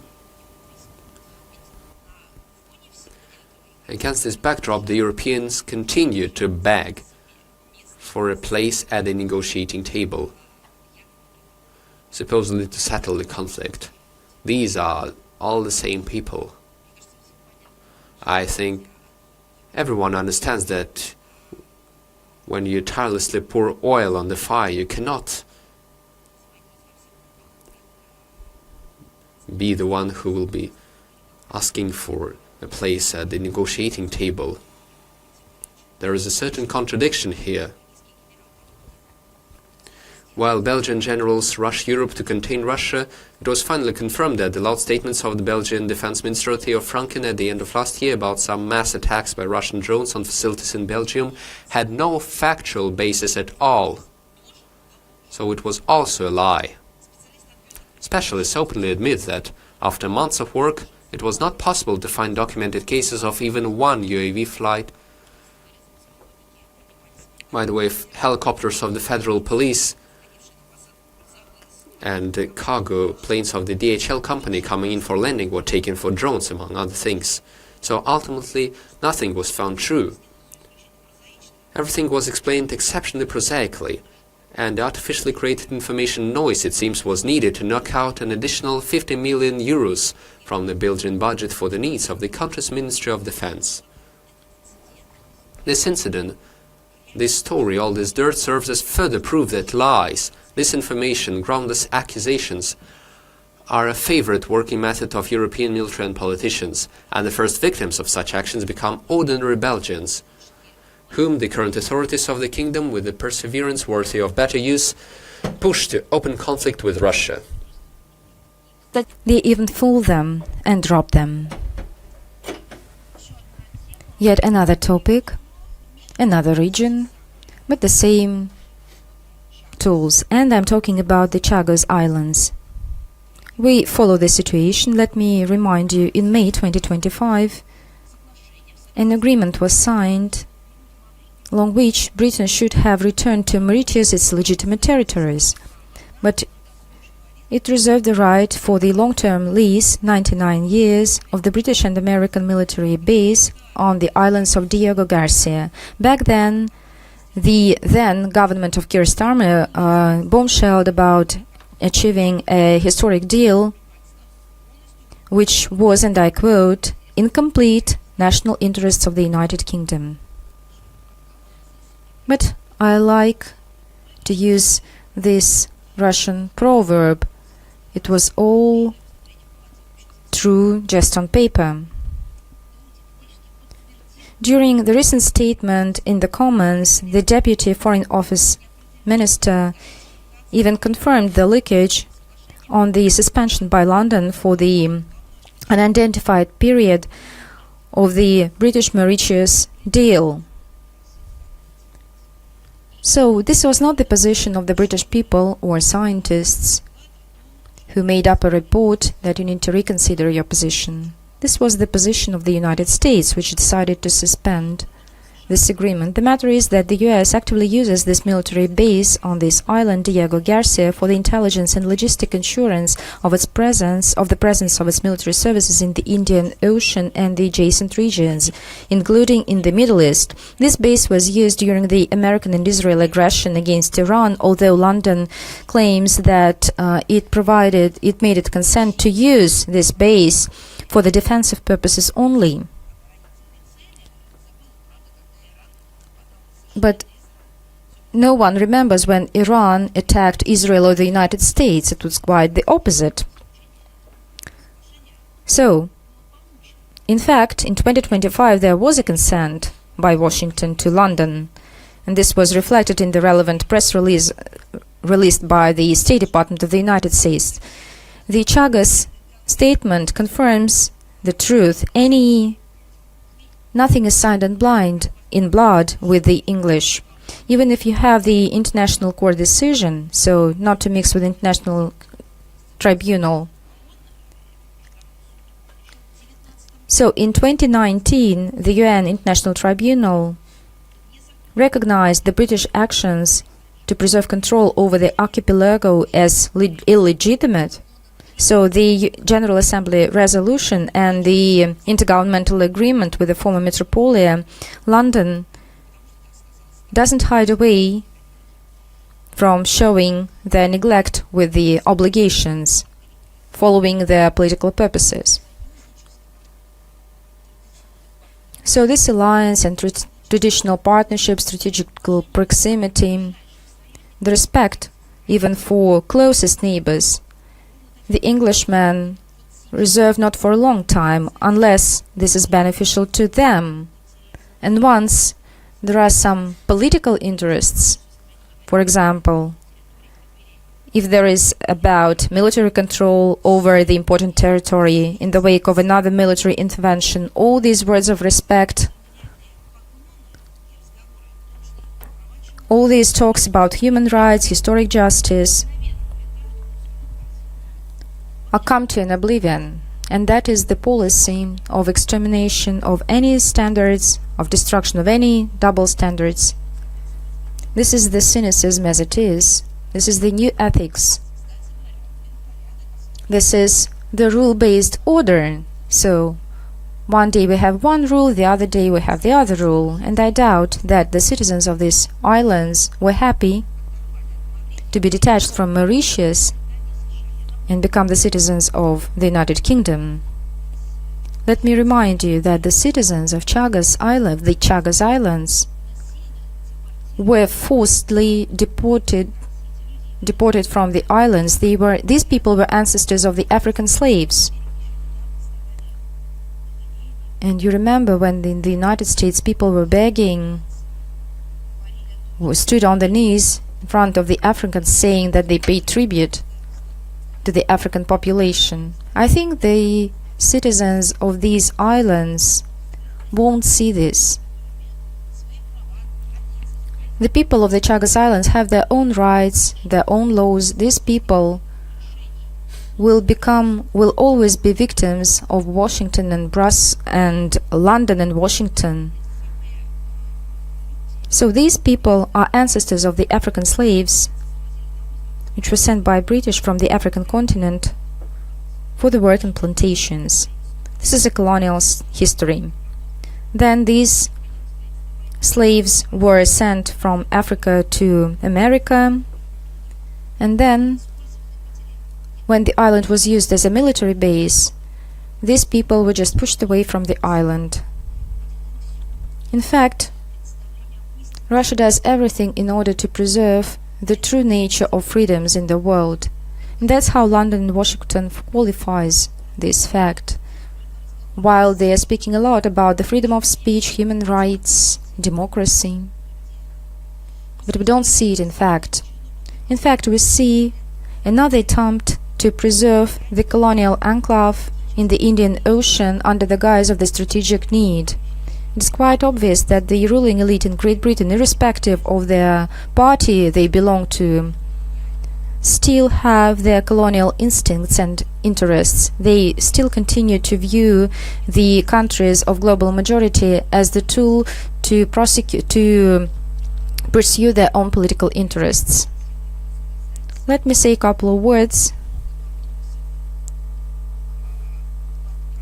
on sending by EU to Armenia of some humanitarian mission, so I can take your question. But before I start, I know that the Armenian journalists are with us, so I would like to say that today, on the 24th of April, the 111th anniversary of the genocide of the Ottoman Empire over Armenia. So this topic today is the main topic in Armenia today. The Armenian historians say that the victims of genocide were about 21 million people. Over 600 of people had to flee. Monuments were desecrated and destroyed. Let me underline that our country from the day one perceived this tragedy as its own fear. Our country celebrated and annually hold. Today we express condolences to the Armenian people on this date. I would like to recall you that the position of Russia is objective and consistent. There can be no justification for mass extermination on ethnic grounds. Our country is a participant and initiator of a number of relevant international legal acts, including the Convention on the Prevention and Punishment of the Crime of Genocide. And just recently, on April 19th, for the first time, we celebrated a mournful date, the Day of Remembrance of the Victims of the Genocide, which is enshrined at the legislative level here. The Russian diplomacy stood at the origins of recognizing the tragic events of the first quarter of the 20th century that befell the Armenian people as a crime against humanity. And modern Russia was one of the first countries in the world to recognize and condemn the Armenian genocide in the relevant documents of the State Duma. According to a statement, let me recall you, and I've always quoted this document, according to a statement by the lower house of the Russian Assembly from 1995, today's date is considered in our country as a day of remembrance for the innocent victims of this tragedy. We have always been open for the talks on this topic. We have always shared our views because they are based on historical evidence. The Russian leadership, including top leadership as well as official delegations, visit the memorial complex built during the USSR era in Yerevan dedicated to the memory of the victims. Unlike some Western partners who have turned their eyes to Armenia today, we do not delete from social media or any mass media publications from social networks support from our side. Also, we do not have the habit of avoiding the word genocide itself. We know that today, April 24th, has enormous spiritual and moral political significance for our friendly people of Armenia and the multi-million Armenian diaspora in Russia. This mournful day is not only a memorable date, but also a symbol of resilience, unity of Armenians, and commitment to their historical traditions and the cause of preserving identity. So let me switch to the answers that I got about sending of EU of a humanitarian mission. On the 21st of April, the EU Council decided to send to Armenia, as they said it, a partnership mission in the framework of the general policy of EU on security and defense. I'm talking about the second so-called humanitarian mission of EU to this country. It's quite obvious that the new mechanism that is being brought by EU as the alleged aid to Yerevan in fight to hybrid threats will provide to Brussels additional tools to influence the Armenian ministries and national institutions. So they use these pretexts, in fact. But it's crystal clear that under pretext of tracing illegitimate financial flows and counteracting cyber attacks, manipulating of information interference on behalf of third countries, the EU will seek to interfere in the domestic affairs of Armenia, including, and we know the EU well, they will seek and they seek to influence the parliamentarian elections on the 7th of June. So you know, what is my evidence? Look at the pretext they send their missions. Let me read once again. Under pretext of tracing illegitimate financial flows. So it seems to me that there is a country that should have already got this mission. This is Ukraine. Can you tell me how many missions from EU Council were sent to Ukraine in order to trace legitimate financial flows? And Ukraine represents a direct threat. The corruption scandals and bombshells are shattering Ukraine and EU states that have some connections in Ukraine. So why the EU Council decided to send this mission to Armenia and not to Ukraine? And I believe that thousands of observers should have been sent to Ukraine. Because I believe the task of this mission is not to trace the flows, but to have political influence. The mission, which is on the words on paper, tries to tackle any interference, is a tool of such interference itself. The same partnership mission is acting in Moldova.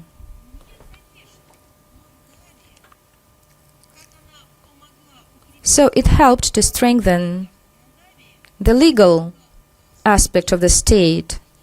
It allegedly helped to honor human rights, and we've seen this at the example of what has been unfolding in Moldova.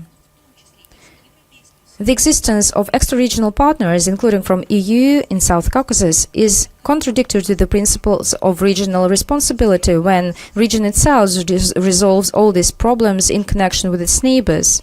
Otherwise, there can be risks for fragile peace in this part of Eurasia. And we all know what the Western political policy looks like. They want to engage with promises, are all partners in the anti-Russia propaganda and prosecute their own intentions. We see that EU, which decided to militarize their countries in order to confront Russia, and this is contrast with the official policy of Yerevan not to become a tool for the interests of the third states. The consent of Armenia to deploy a new mission in this country is connected that the leadership of this country tries to advance its movement towards the European integration. So let us not mix up the Euro integration, and there are many countries who are not entering EU right now, and let's have a look at Serbia or other Balkan states who were promised and who had not entered the EU even despite their promises and standards met. So this is the European way, and this is a road to nowhere. As for the national economy, mitigation of the national economy, if Yerevan even claims to become a part of EU, the EU advisors won't help Yerevan in this case. They hadn't helped to any other countries. They make just promises, but in fact they pump resources or use these states for their political interests. So in reality, just recently, the deputy chairman of the Russian Federation, Mr. Verchuk, said in an interview to the TASS agency, and I urge you to look this interview, and we will cite the references and the links to this interview. We believe that our Armenian allies will prevent the use of this mission will prevent interference of this mission and obstruct further intervention. And right now let us speak about the historical memory. Unfortunately, the Baltic states and demolition of memorials in Latvia, Estonia are going on contrary to all legal standards. In Latvia, over 200 Soviet memorials were demolished, over 130 in Estonia and about 70 in Estonia. We fix the attempts of illegitimate exhumation and reburial of the Soviet soldiers of mass graves. On the top of that was the demolition in August 2022 in Riga of the memorial to the liberator soldiers, all those who liberated Latvia from fascism. This is the main memorial complex which annually becomes a place of worship, and this was a memorial of flowers back then. The UN Committee on Human Rights on the 26th of August recognized these acts as illegal and called on the authorities of Latvia to stop the destruction of Soviet monuments. But these recommendations were ignored by Latvia, and Latvia, Lithuania and Estonia annually vote against the resolution of the UN General Assembly, which is called like fight against glorification of Nazism, neo-Nazism and other practices that advance escalation of current forms of racism, racial discrimination, xenophobia and other intolerance. Russia will continue by all means to counteract these barbaric, immoral acts of the Baltic states, and we will seek adequate response of the relevant international structures. But the Baltic states in this regard is not alone. let us have a look at what is being done by Germany. Let me underline once again, let me repeat once again. And thanks God that everyone knows that the 19th of April, Russia celebrated this day as the Remembrance Day of the genocide committed by the Nazi Germany and its collaborators during the Great Patriotic War 1945. This date symbolizes the historical truth and memory of the tragedy of civilian population. 27 million people died, only half of which were civilians, were exterminated on the occupied territories deliberately. This was not just hostilities.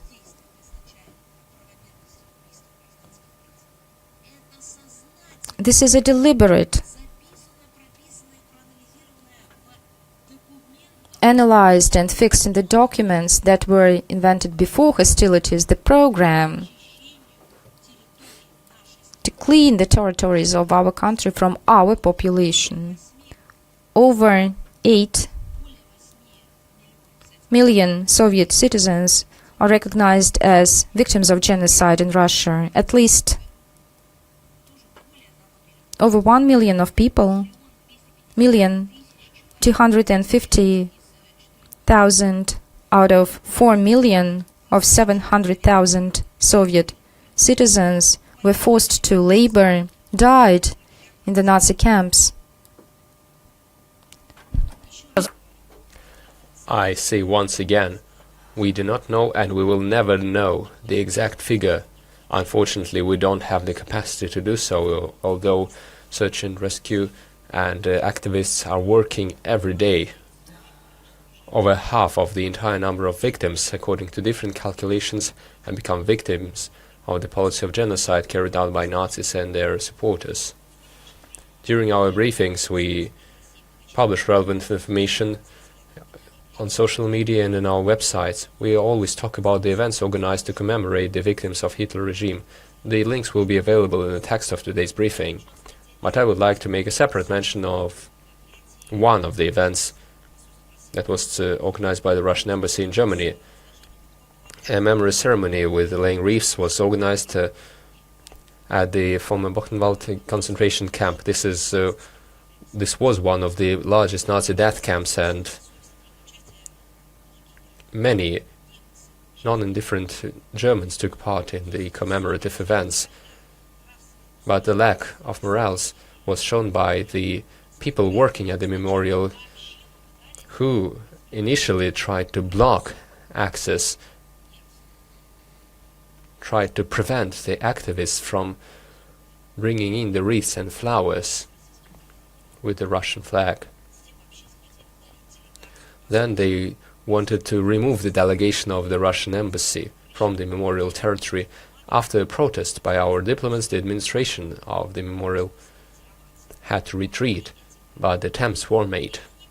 And this was not the first incident of this kind in modern Germany. In May 2025, during the anniversary of the Great Patriotic War, and Herbertshausen Memorial, the administration gave an order to remove the ribbons with the Russian flag from the wreaths laid by the Russian embassy.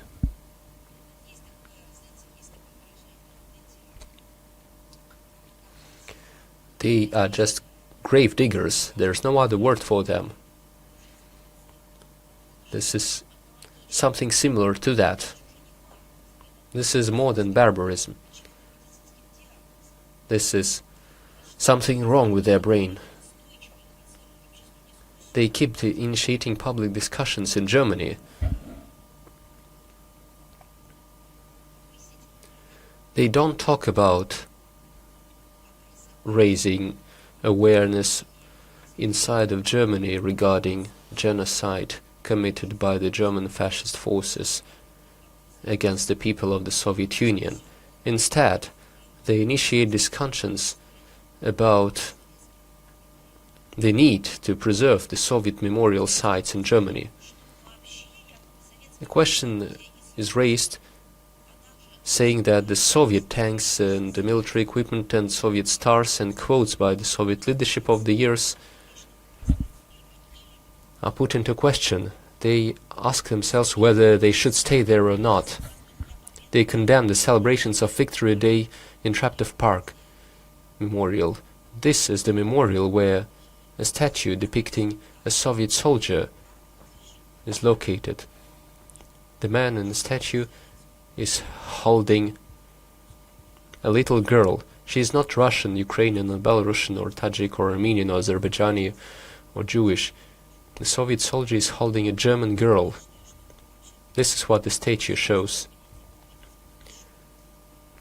If there is any humanity left in them, in the best sense of the word, I mean, the monument is showing a Soviet soldier as a liberator of the German people from fascism, although the soldier had his own family who was killed, his own villages and towns that were destroyed and burned down, but the soldier is protecting a German girl. And there are historical facts to support that. And now they doubt whether the Victory Day should be celebrated in Treptov Park next to a monument to a Soviet soldier holding a German girl. This radically goes against the format adopted in civilized Europe, as they say, the quiet sorrow. I would like to say that we also have our quiet sorrow. June 22nd is the day of sorrow in Russia. But not so quiet. For decades we were forced to stay quiet. So now we will decide ourselves how we should express our sorrow. But we do have a day, the day of memory and sorrow. And May the 9th is a celebration event. And it is not up to the Germans to teach us. The goal of the campaign is to change the sentiments of the German society under the pressure of their elites, to change the sentiment towards the Soviet monuments, to devaluate the importance of the Soviet contribution, and to devaluate the horrors of the Nazi regime. The German elites, the German leadership, the citizens of Germany honor the memory of the victims of the Holocaust. In accordance with the resolution of the UN General Assembly, the Holocaust was a mass destruction, mass killing of Jews, Roma and other groups based on nationality and social group and so on. So what? Does that not include Soviet citizens and Soviet soldiers? Is their aspiration to honor their victims, to honor their ancestor, not respected? Are they only going to remember the victims of one nationality but not the other? This is nothing but a new segregation. This is new Nazism, for Nazism is exactly about this, that one nationality is entitled to something the other is not. One can be denied, the other cannot. And they are trying to place it at the level of the public and the legislation. This was the same in the 1930s. We cannot allow that to happen. This year, the 80th anniversary of the end of the Nuremberg Tribunal is celebrated. It condemned the crimes of the Hitler regime and it illegalized the ideology of the Nazi regime. But unfortunately we see this ideology coming back to life in Germany and other states of the collective West. The German authorities are trying to whitewash their historical responsibility for the crimes, and they are trying to detach themselves from the crimes against the peaceful population of the Soviet Union, and they're trying not to call it a genocide, but will continue demanding that Germany show responsibility and admit the obvious historical truth.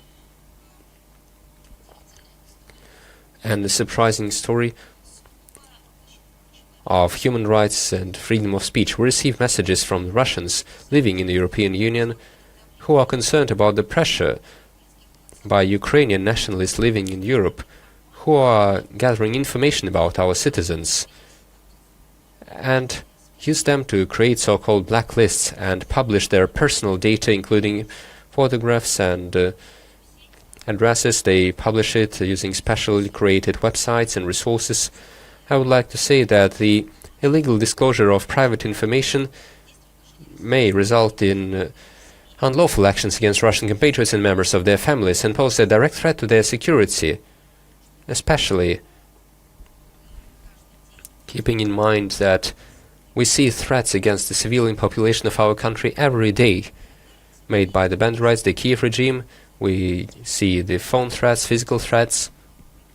Today, information has been published on the prevention of another assassination attempt against the leadership of the Russian state agency by the Kiev regime.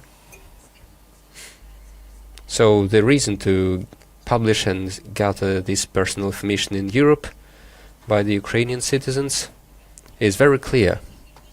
We have no illusions about that. We understand that this is not just social survey. The illegal actions are backed by the Ukrainian radicals and their Western curators. Intimidation, threats and blackmail are the well-known signature handwriting of the top of the Kiev regime,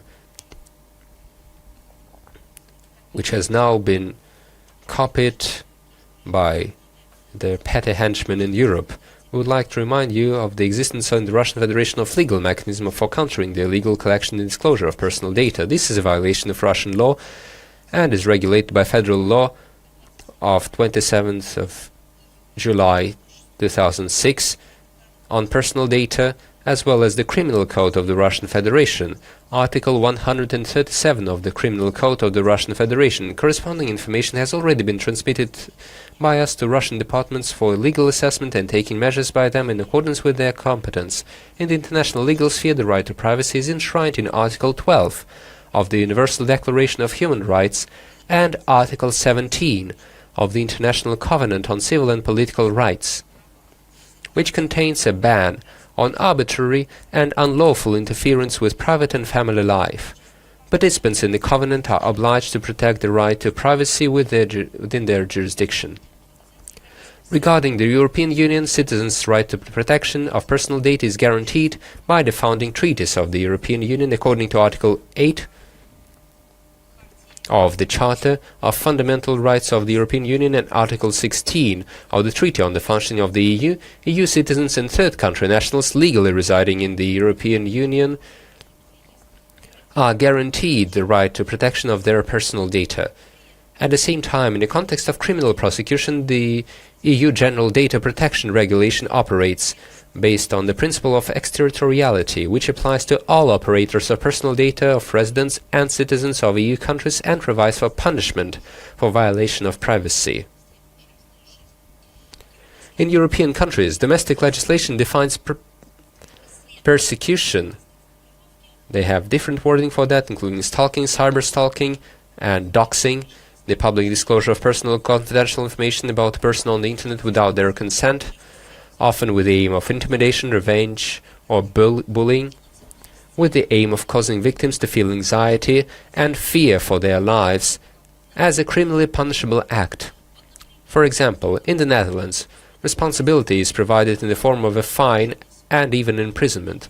In Belgium, the court can impose a penalty in the form of imprisonment for up to 2 years and a fine if one of the motives is discrimination on the grounds of hatred or enmity due to origin or citizenship. Governments of European states must pay attention to the fact that illegal and socially dangerous activity of collecting and disseminating private information is being conducted on their territory. This compromises their law enforcement system, as it happens with the full connivance of local authorities, who by their inaction create additional risks for both their citizens and persons legally residing there. We believe that compatriots have the right to and must, and we call upon them to appeal in such cases to law enforcement agencies or judicial instances of their host countries with applications concerning the disclosure of personal data, resulting threats to their security, and with a demand to block such resources. I've made the references and we will publish additional links and information regarding the legal acts of the European Union countries. All of that can be used when filing complaints to the law enforcement agencies of the EU. Moreover, since they are subjected to pressure because of their nationality and for continuing to defend their legitimate interests as well as contributing to the preservation of Russian culture and our cultural heritage, it is natural that these issues can be raised in the form of collective or individual appeals to the UN Assistant Secretary General for Human Rights, as well as to the Office of the UN High Commissioner for Human Rights, to the OSCE Office for Democratic Institutions and Human Rights, and to the OSCE High Commissioner for National Minorities. What do you think? Their emails, their addresses will definitely be published in the text of today's briefing. Apart from the legal aspect, I would like to say that this problem is not so academic in nature. It is enough to recall the notoriously extremist resource Peacemaker, the Mirotvorets, which became a real card index of priority targets for terrorists and killers of the Kiev regime. The site has been functioning for more than 10 years and continues to be updated with new personal data of people who are included, and they also place marks saying that a citizen has been eliminated. This extremist resource contains hundreds of thousands of names, even children's names. They say that the information published there was used to prepare the bloody executions of the undesirables. There are no legal limitations.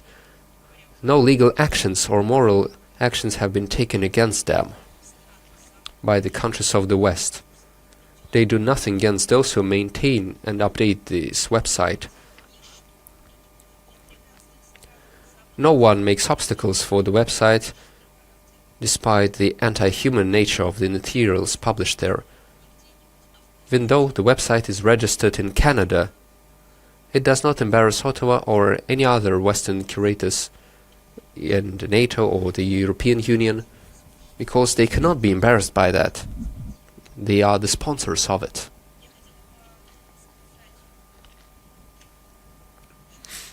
I would like to mention another important and good topic. Moscow has initiated an award for foreign citizens who have moved to Russia, have made a choice for Russia. They were not forced to do so. This was their personal choice, since they see our country as a place where they can bring forward their most important values. This is called the International Bridge of Friendship Award.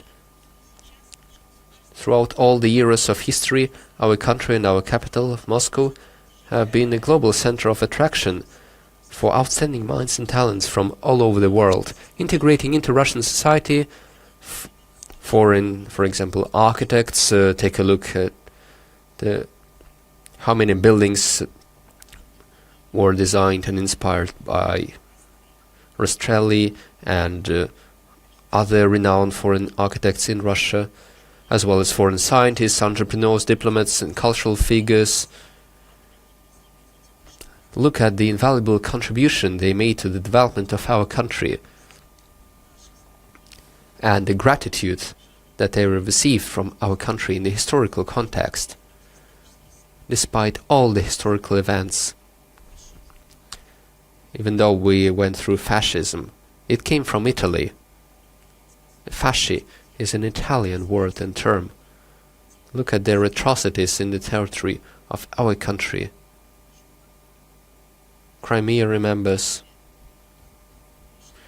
Could anyone think of cancelling the contribution of Italian architects to our Russian architecture? Or did we ever think of erasing their names or removing the plaques containing their names? We never did.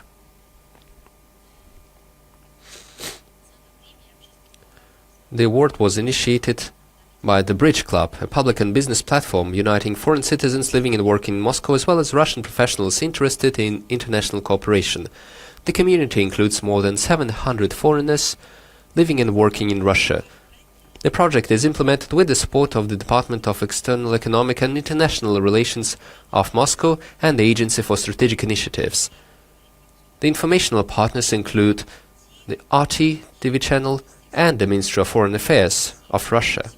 In total, the award has 12 nominations, including entrepreneurship, culture, science and innovation, public activity and traditional values. You can submit an application for the award until May 11th, inclusive, but you should hurry up. You should fill out the corresponding form on the award website. The link will be published in the text of the briefing. The jury meeting will take place on May 27. The award ceremony for the winners will take place on June 18 this year. We invite, apart from those wishing to take part in the ceremony, we invite all media representatives to cover the ceremony, especially our foreign colleagues who write about Russia. Don't write made-up stories. Come and see it for yourselves. Take interviews. Among its laureates,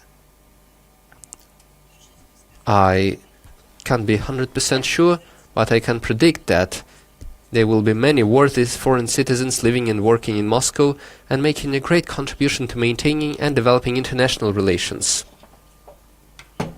So I have a suggestion to the foreign mass media. Please come and talk to him. And then you will know whether Russians want war or peace. And we have a lot of questions, and I can take them right now. We have a tradition to give the first question to International Live, but we have another tradition as well.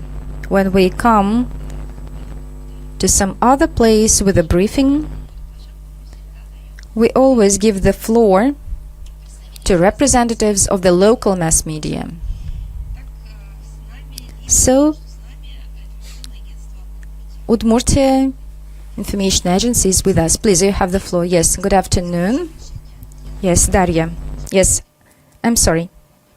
Let me first tell you that we will have questions in a hybrid format. These will be questions from the floor and online questions. But I would like to say that before we start to this live communication with mass media, let me once again, on behalf of the Ministry of Foreign Affairs and from me personally, to extend my condolences to the families, to the family, to Alexei Pimanov, who yesterday unfortunately passed away. You know, our foreign ministers also conveyed his condolences, and he posted his remembrance, remorse, and I believe that our minister will convey his condolences on the TV channel Zvezda.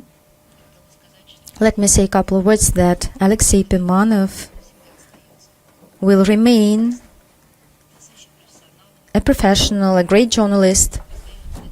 He will remain a citizen of our country who unites the best traditions of professionalism and patriotism.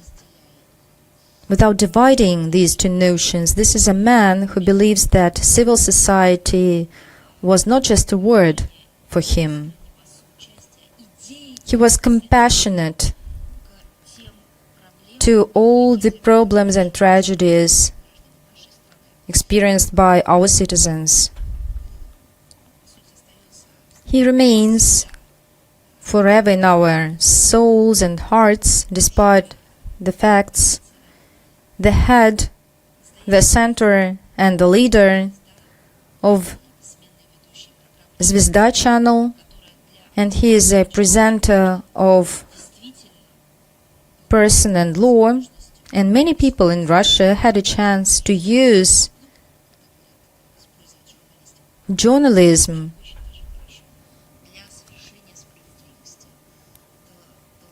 to commit justice, to carry out justice, and to prosecute it. And he was the person who helped to return justice belief. He believed in justice, and he did it in his acts and in his professional works. He was a friend, he was a patriot, he was a journalist, a citizen, a man. Very interesting personality. So I cannot but mention this. I see a lot of young journalists here. And you should follow the example of Alexei Pimanov, because he was the person who has not forgotten, who even never forgot art. He was inspired by it.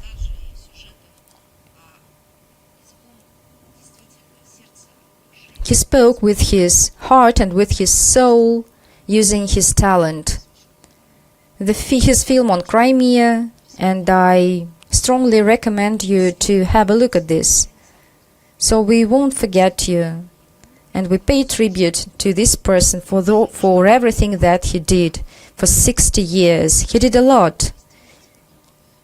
He could have made a lot more, but that is the case when every day of his life was inspired, was filled with something important. Yes, I'm so sorry, but I couldn't have mentioned this. Yes, please, you have the floor.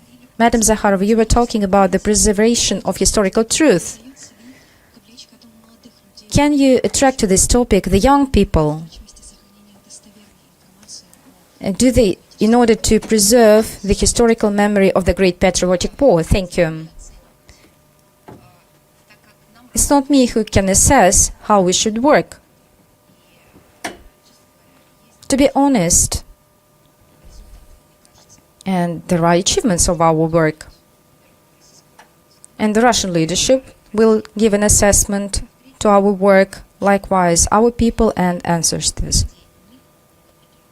And we do all this work for the sake of them, not for the prizes that we can get,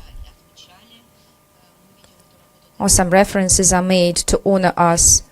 We work in order to pass to the future generations the memory of our past, so that the future generations and the citizens of our country knew our history and knew the prominent figures of our history, whose sacrifices restored our regions, cities, industrial sites, culture, who made and built Russia, who made up its cultural code and DNA. And without knowledge about the Great Patriotic War, and without knowledge of our history in general, it's impossible to say that our country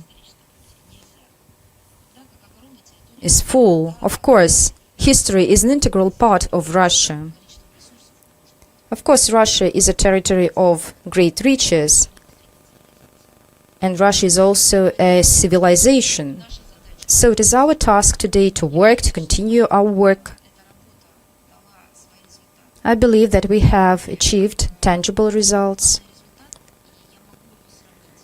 And one of the main results, I can say, that in my childhood, for example, I was brought up in late 80s, and I remember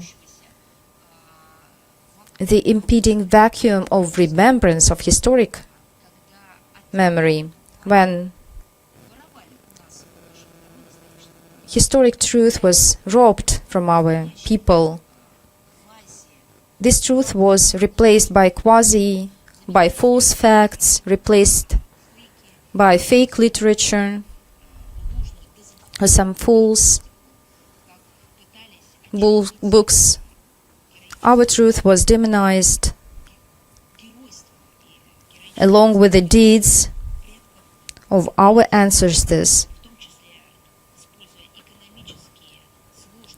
Using economic miseries, they forced these heroes, to abandon their prizes. And I believe that the result of this work to preserve the historic memory Of course, generally speaking, I can say that today almost all school children know about the deeds of the heroes of the Great Patriotic War among the Russian soldiers, the Soviet soldiers of the Red Army. All school children know about the victory of our country in the Great War. All school children know this, the day of the 9th of May.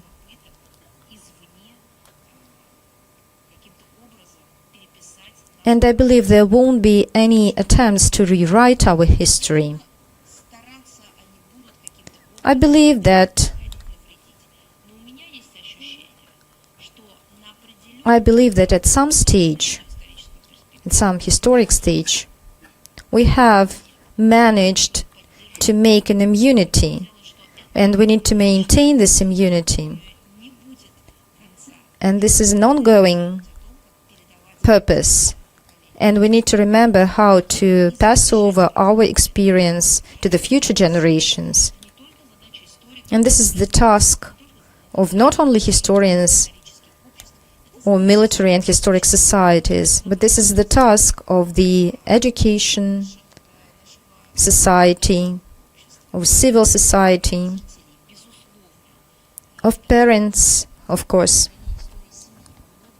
Because the preservation of the memory in the family starts from the memory of the state, and that is the task of the whole state. Yes, we've set up the foundation, but this topic is becoming more and more relevant every year because international relations are being rewritten due to false, as they say, narratives. So history is being rewritten through justification of the abandon from international law, disrespect for the UN Charter, glorification of the Nazis, the segregation of the humankind into all those and to can live in the jungles and in the blooming garden. I'm talking about the golden billion and about all those who should service the interests of the golden billion. So this is a challenge, and our foreign policy focuses on this. The Ministry of Foreign Affairs had done a lot during the 80th anniversary of the Great Patriotic War. Our embassy held a lot of events in the local mass media, all remembrance days. This is Georgian Ribbon, the Candle of Memory, and this is the Roads of Glory, and many other events involving active participation of the Russian Ministry of Foreign Affairs, along with the events with compatriots. These are press conferences, exhibitions, receptions,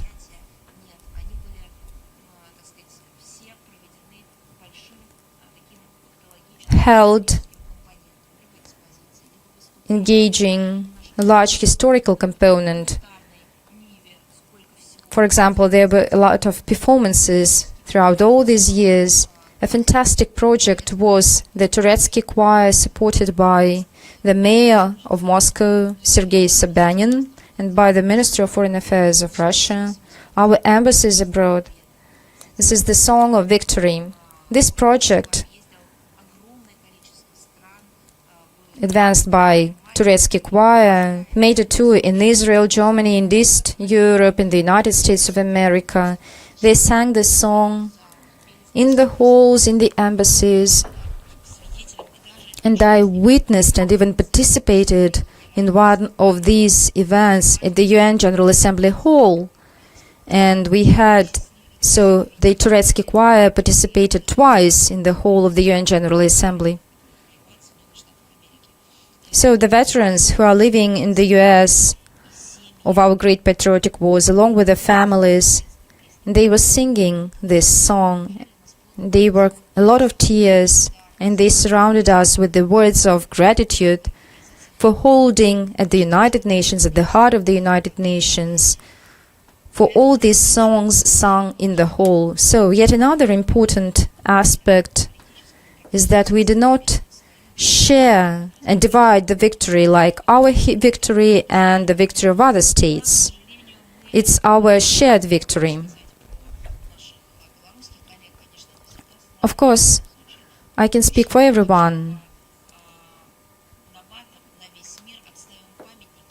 I can say that Russia is the only country who defends its memorial sites, not to mention Belarus, of course, who is a grand supporter of Russia.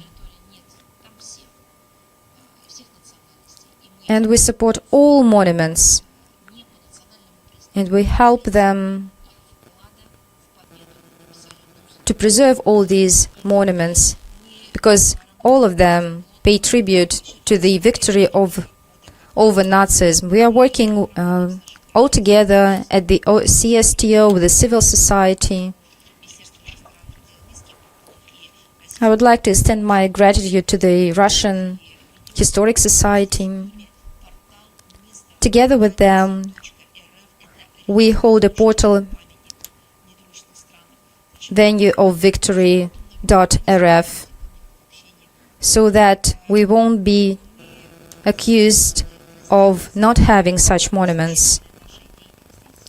We've made a section on our website, and we will add the links to today's briefing. And once again, these are the ancestors who will give an assessment to our work. So let us move on. Is Udmurt Pravda with us? Yes, please. I don't know everyone, so please don't hesitate. Albina Chikudzinova. On the 26th of April, there will be 40 years of the Chernobyl disaster. So I would like to know what's happening there. Yes, thanks a lot. On the 26th of April is a special date, not for the citizens of Russia, Belarus and Ukraine. This is a date for everyone. It's not a Remembrance Day of the victims of the Chernobyl disaster. This is the day which recalls on the importance of the nuclear safety. So this day we remember the deed of Soviet liquidators who managed within the short terms and amid harsh conditions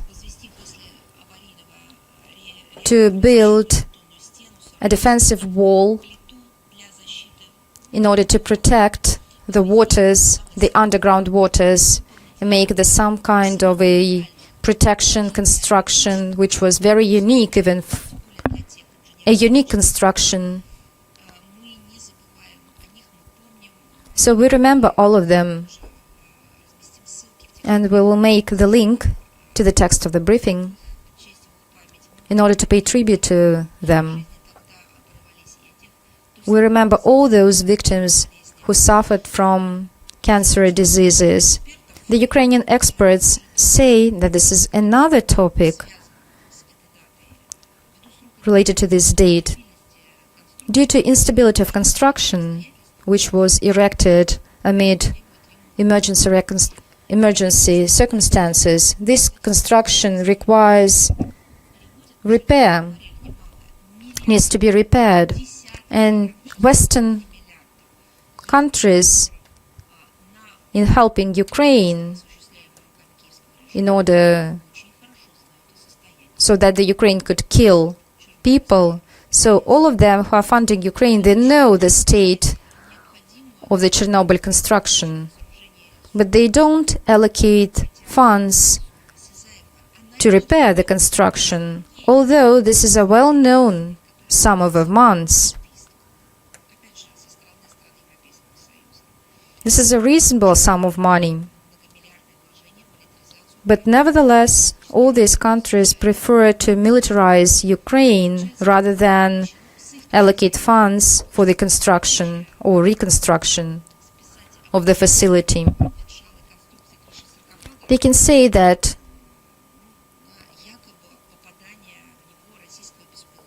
and justify that this construction was damaged by the Russian drone. These are not simple words. The Kiev regime tried to stage such a thing in February 2025. It was not by occasion in February, on the eve of the Munich conference on security, so that to start this conference. But this provocation was so rude, so no one believed in it. We see that the Kiev regime and curators tried to use this situation with the Chernobyl nuclear power plant as a blackmailing, a horrible blackmailing to the detriment of themselves. But Ukrainians don't care about this. I even quoted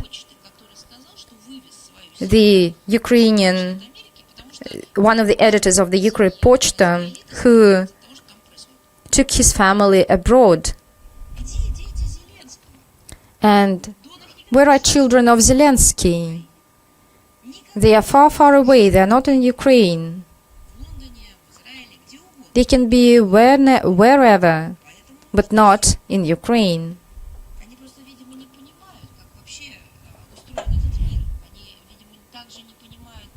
People don't understand that there is a nuclear threat in the world. So let us look at the aggression against Iran, which led to oil spills in the Strait of Hormuz. And this was news, and all these spills were seen on the banks of some other states, and no one knew what to do with them. And radiation, as for the radiation from nuclear sites, they don't know what to do with this. This is due to their illiteracy and misanthropic attitude. Of course, the Kiev regime uses the topic of the Chernobyl power plant and the power plant itself to create threats. In its lying anti-Russian information warfare, they don't think about the consequences of the destruction of the sarcophagus. They do it for their own self-centered, corrupt interests. I would like to ask the question to Brussels. As your officials take decisions, including Ursula von der Leyen, Kayak, Alice and so on, when you allocate billions to assist the Kiev regime in its terrorist attacks, don't you ever consider the fact that your predecessors in Brussels exactly this many years ago, in the times of the Chernobyl catastrophe, they said that the consequences were felt in Western Europe. Can't you remember that? Don't you ever consider your common security? If that's it for you, do you have TASS Information Agency? Hello, Madam Zakharova, Anna Tsukhanova, TASS Agency. Recently, the European Union adopted a decision to allocate a loan of 19 billion euro to Ukraine in exchange for a number of conditions. Previously, Hungary blocked the allocation of these funds. How could you comment on the decision by Brussels, and what signals does this send to the position of the Hungarian authorities after the elections that took place in the country? Thank you. This is yet another decision made by Brussels to the detriment of its own citizens and to the detriment of the interests of the current citizens of the European Union and the future generations, to the detriment of the European business too. I will give you a few figures. They are verifiable and real. Take a look. The countries of the European Union have debt, even now. And as of today, the debts are larger than their national GDP. Belgium, 106%. In France, 116%. Italy, 140%. Germany, 150%. These are the countries that until recently were the most well-off. They were the most advanced in terms of economy. We also see greater risks of increased national debt, in particular in Germany. look at the GDP growth rates of these countries. Perhaps they have some advanced growth rates that can cover up for the aforementioned figures, but no. The GDP growth in the Eurozone was only 1.3% year on year. The GDP growth does not cover up for their national debt. And against this backdrop, they make new loans from the European citizens for the sake of Ukrainian freedom, but in essence, in order to commit terrorist attacks and to continue total militarization that may result in catastrophic consequences on the European continent. What will the result look like? New loans to the Kiev regime taken from the European citizens will only increase the national budget deficit and would become an additional factor that would destabilize the financial system of the European Union. What is the reserve that they could use? What should happen or what can happen to avoid a catastrophe? Nothing like that. The situation that we are seeing in the Persian Gulf would only exacerbate everything that's taking place now. Since the new loan would be subject to return only when Ukraine gets compensations for the damages and losses suffered from Russia, these funds can be considered an additional income of the insatiable bankrupt Kiev regime. Essentially, these are irredeemable losses for the European Union itself. And now, speaking of the position of Hungary, in my view, I believe that they would better refrain from early conclusions. So far, we have not seen the steps made by the new Hungarian government. Let us wait and see how things proceed, and then we will comment on the specific steps rather than positions. Now, if I may, International Affairs magazine, joining us online today. Yes, hello, Madam Zakharova. I have a question regarding other elections in Europe, in Bulgaria, specifically, that recently took place. What is the view of the Russian ministry on the victory of the Bulgarian ex-president's party's victory at the elections?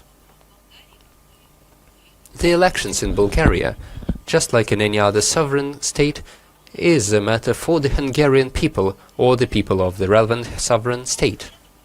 However, since you are not the only ones asking the question, we also had a great number of requests from Russian and foreign mass media outlets, and since the names are well known to all of us, here is what I can say. The solid victory of the Progressive Bulgaria party, led by ex-president of this country, Roman Radov, at the elections, on the one hand shows the level of respect and trust enjoyed by this political figure. On the other hand, it manifests a strong request by the Bulgarian society for changes and a dissatisfaction by the majority of the citizens, and this was the main reason. The widespread of oligarchy, corruption, the exacerbating social and economic issues. This is what the Bulgarians are willing to change, apparently.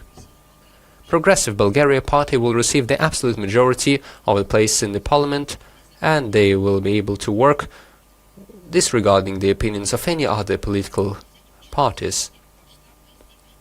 We must be mindful of the scale of the issues that this political force is about to deal with.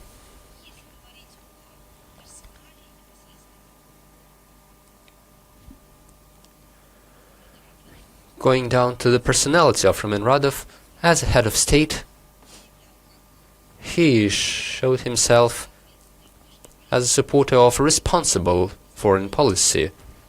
This is what we are really interested in. He pursued a policy based on priorities of Bulgarian national interests. We understand that each country has its own national interests.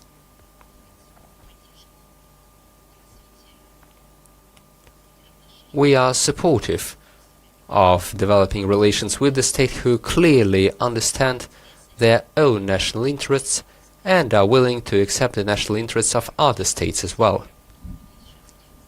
By the way, only a couple of years ago, many would say that each country has its own national interests and that's why we should work with them. But here's the thing. Today, we see an entire generation of regimes who go against their own national interests and the interests of their own people.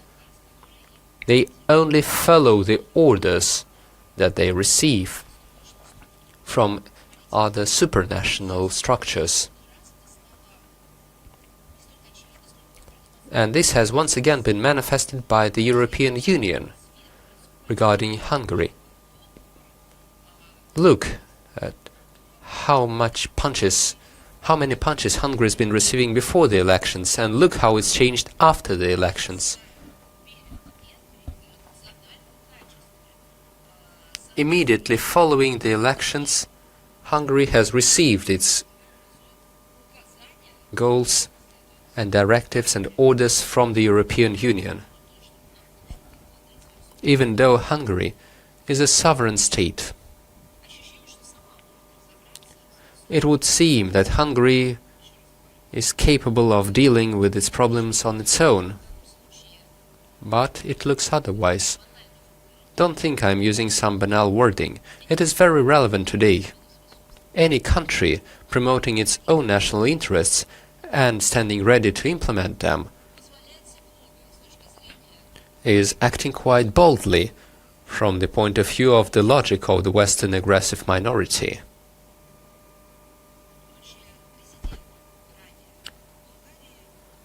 As President of Bulgaria, he showed a balanced approach to key international issues, including the crisis in the relations between Russia and the collective West that we did not initiate. Just like in any other case, we will proceed from the specific steps that are to be taken by the new Bulgarian leadership. We will judge them by their specific actions. And that is how we will establish our opinion. Thank you very much. And another question, if I may. Recently, a collective statement by NATO was published regarding the non-compliance by Russia and China of the Non-Proliferation Treaty. A quote, if I may. Russia violated most important obligation on arms control and irresponsibly used threatening rhetoric. China continues to rapidly diversify its nuclear arsenal without due transparency. How could you comment on this statement? This is quite ridiculous, because this is all characterized by a single phrase in Russia that about the boy who cries wolf. And we see that there are no facts supporting such statements. This aggressive rhetoric by NATO countries against China, well, here we'd better wait for reaction from Beijing. I think our Chinese colleagues would have something to say here. They also would spare no words. As for Russia, we have seen numerous attempts to place toxic brands and promote various NATO insinuations on this topic. They do this regularly. They try to accuse our country of irresponsible use, or rather irresponsible threats of nuclear rhetoric. Can you give any examples of irresponsible nuclear rhetoric promoted by the Russian Federation? Take a look at the statements of the Russian president. They are all published on the same day, both the videos and the transcripts. You can check everything. You can search through them. You can read through all of them. Has the Russian president ever made any irresponsible nuclear rhetoric? Has he made any threats of the use of nuclear weapons? Has it ever happened? Quite the contrary.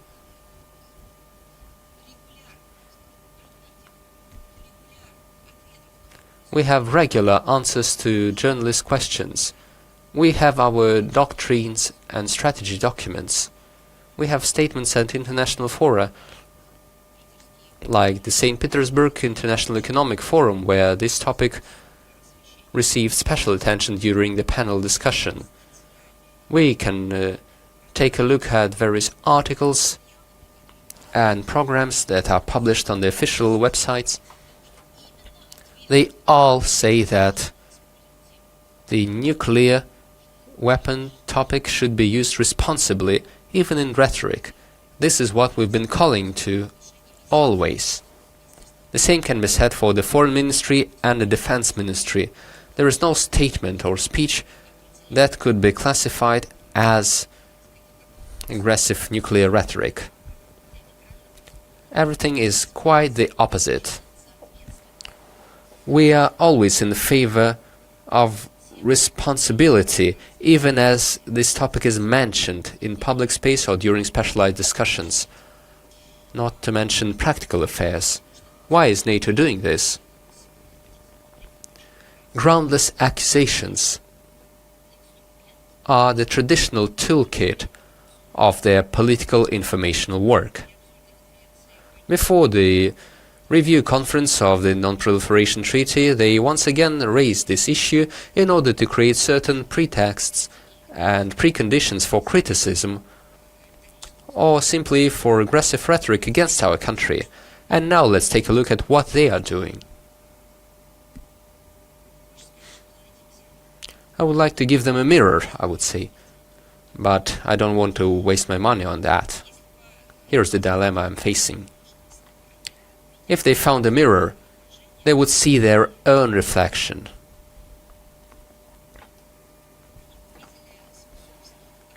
They would see their own malicious activities, their own expansion to the east, their geopolitical aspiration for a geopolitical exploration of the post-Soviet space. They would look at the mirror and see their own attempts to turn Ukraine into their own platform for attacks. They would see their own sponsorship of terrorist attacks by the Kiev regime against nuclear sites. They would see their own nuclear blackmail done by Zelensky that they're financing. They would see everything they are doing, everything that damages our core security interests.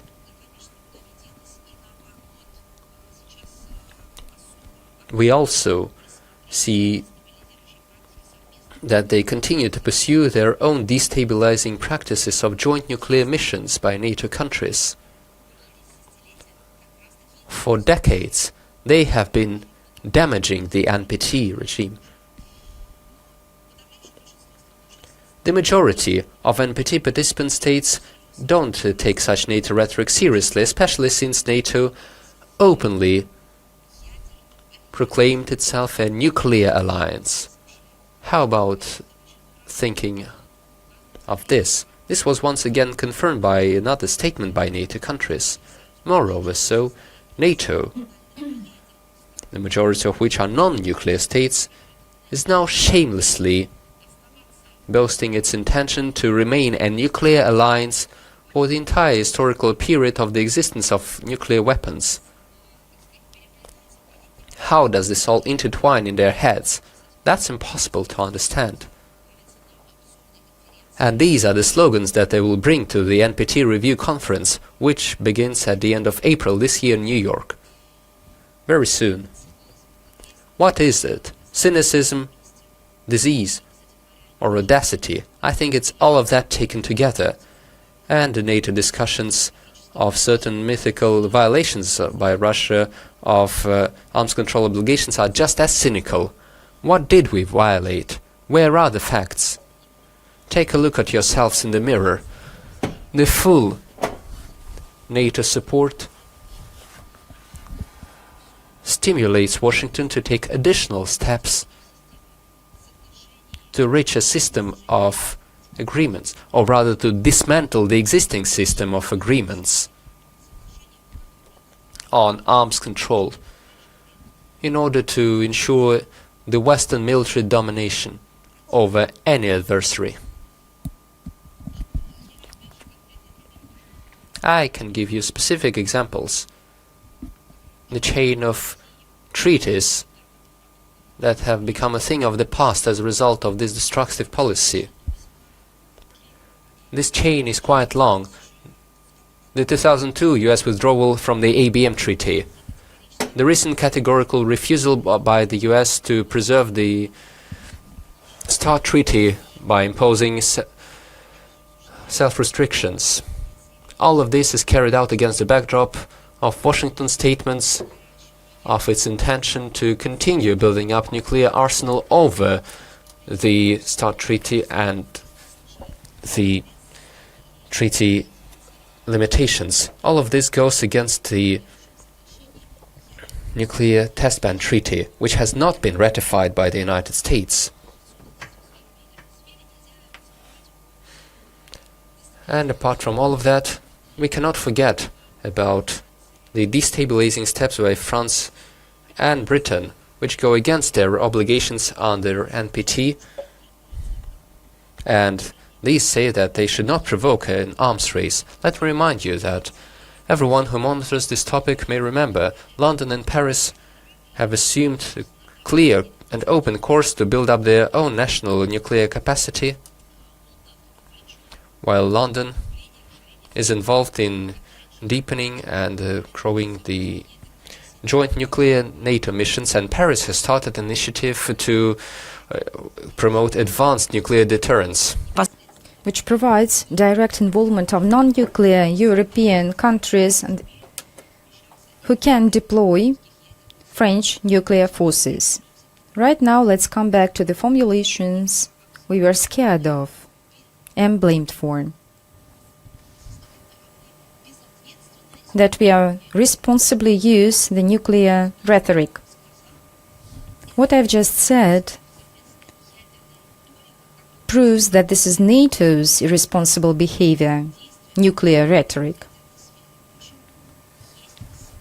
There is an agreement, there is a treaty, which is very clear, and they manipulate these topics and do it on a daily basis. The British and French authorities, along with the ruling elites in many other European states,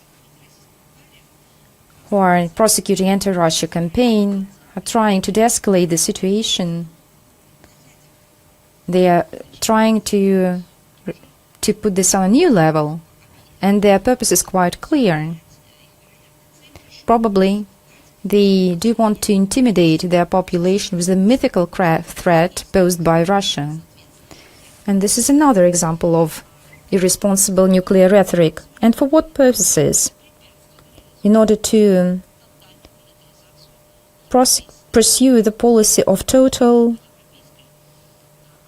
militarization of Europe.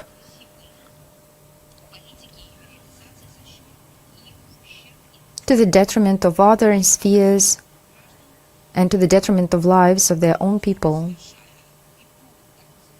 Completing the era of the so-called Western well-being, making them the victims of the crimes. And that's not it.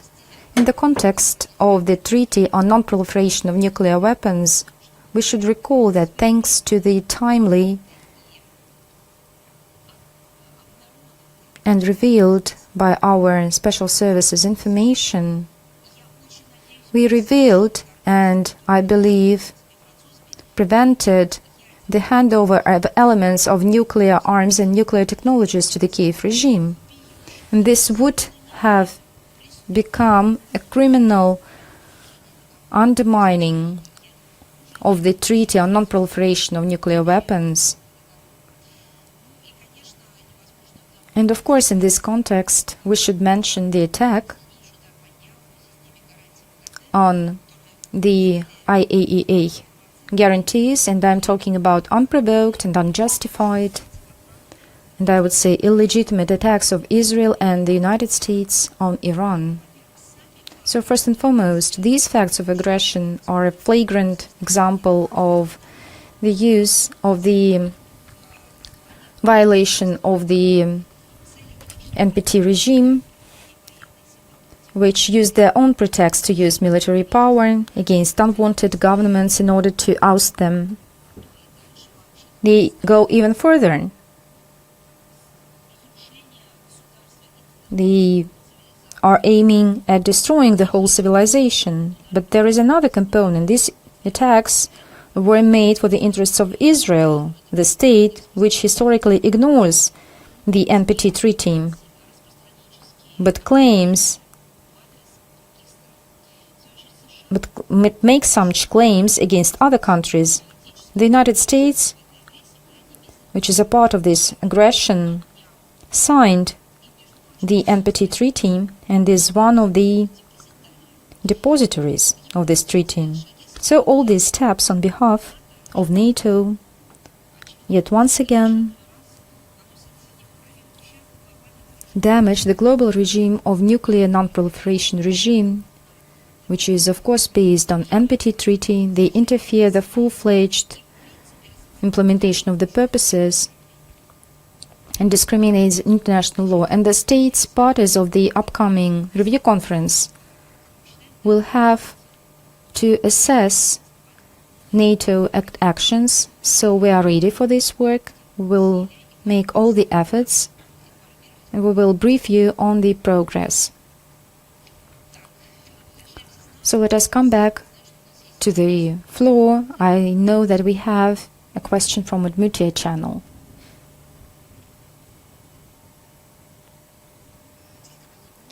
Udmurtia channel, Yelena Abuhovskaya.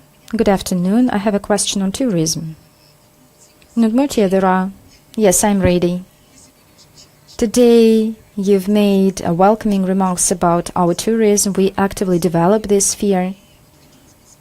So I wonder your opinion on the potential.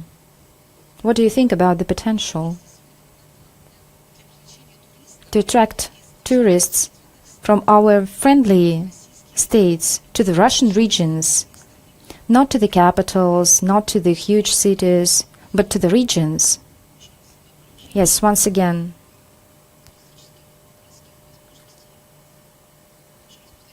Can you please repeat your question? What do you need to do so that foreign tourists come to the Russian regions rather than to the capitals and great centers?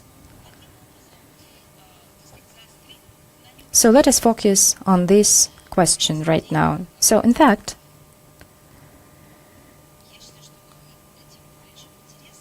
this topic is very interesting, and of course the relevant ministries that are dealing with tourism should take this question. And of course,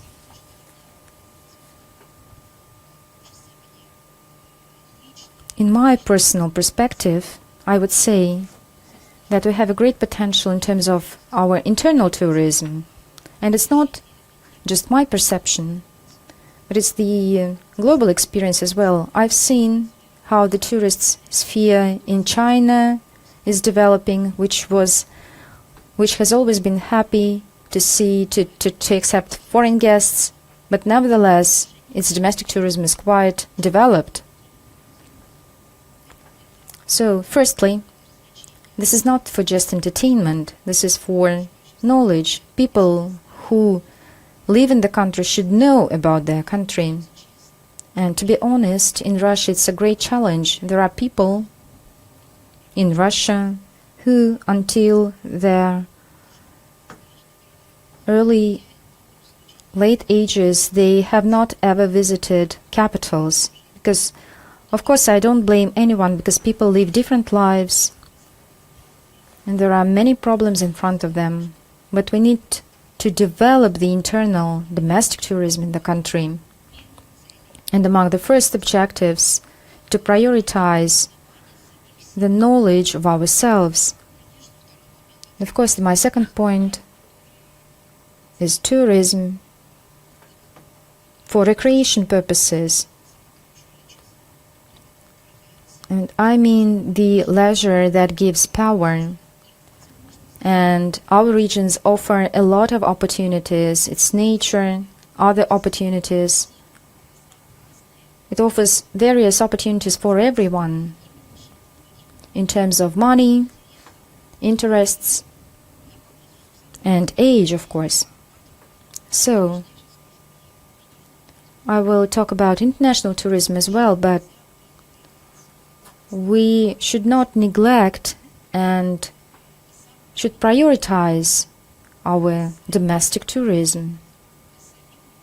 And it gives a significant effect and benefit to the country as well. When you get acquainted to people in the regions, when you talk to them, I hear one and the same word, that we have never imagined that our country is so great. For example, in the Krasnodar region there are limanos, that Sakhalin is famous for fishery resources and is famous for its nature, landscapes, and there are wonderful regions in Russia. But your question concerned international tourism, so let us come back to it. The region is already famous for their fests, holidays, which I've mentioned already. Let me remind you, to everyone who are watching us online, Ijevsk has become one of the laureates as the city of tourism, tourist cities of Russia. So one of the destination points is the international event held in Udmurtia. This is ethnic and gastronomic festival. This is the Dumpling Day. This is the circus fests, sports events. And the international participation is quite significant here. I understand that Moscow and St. Petersburg are envious. Likewise, Sochi and Yekaterinburg and Vladivostok as well, because they host a lot of fora. But nevertheless, Volgograd, Kazan, Kaliningrad, Irkutsk, Murmansk, Novosibirsk, Nizhny Novgorod, and other cities have become popular tourist destinations, and they have all opportunities. And Udmurtia has all the opportunities as well. The Minister of Foreign Affairs is among the expert councils which pursues the program which helps the regions to enter international markets, tourist markets. And it has support as backing of the government, and they are promoted abroad. This is about Amur, Tulsk region, the Tyumen region, the Republic of Altai, Khanty-Mansiysk region, Yugra, Udmurtia are among those who get state support. And Udmurtia is among the first ones who participated in the selection process. So what we can do? We can help in hosting presentations of the potential of the region in our foreign missions, foreign representation missions. We can host another of events for the diplomatic corps in Moscow, and of course multilateral fora. We can make presentations, for example, at our foreign missions in UNESCO in Paris, for example. So welcome, use all the platforms available to you. We are open to cooperate with you, and we have great experience working with other regions. I think that it's not my task here, but nevertheless, I'd like to remind you that better hotel infrastructure attracts more tourists, and I'm persuaded that the new international air terminal in Ijevsk and direct international flights planned by the end of the year will attract the region for the tourists, for foreign tourists. So let us move on. Is Sputnik with us? We have online question. Are you with us? Yes. Yes, Madam Zakharova. Good afternoon. Madam Muhammadshina, Radio Sputnik. What is your comment, Madam Zakharova, on the approval by EU on the 23rd of April of this year of the another package of unilateral sanctions against Russia. I think that the main word of the 20th package of the sanctions, anti-Russia sanctions of EU, can be called by the statement from Brussels that they have just started to work over the 21st package. This is fun.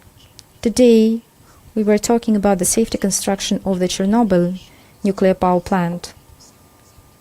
And this is another scenario of this absurdity. In Europe, among those whom you are caring of, I'm talking about Ukraine, the roof is leaking over the Chernobyl nuclear power stations after the disaster, the nuclear disaster. And I think all this group of lawyers, all this team consisting of lawyers, economists, they should have ensured their own security, and I'm talking about the security of the Chernobylsk nuclear power plant. All the cynicism and these criminal actions and intolerance, negligence,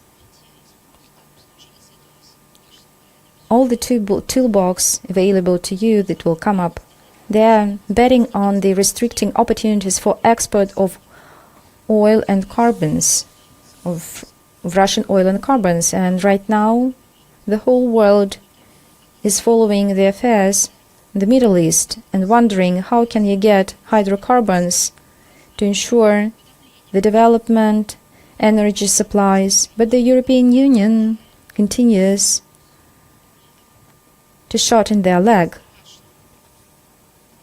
They continue to do so with harsh consequences for themselves. But nevertheless, they are pursuing this objective, every time saying like a prayer that they will continue to do so.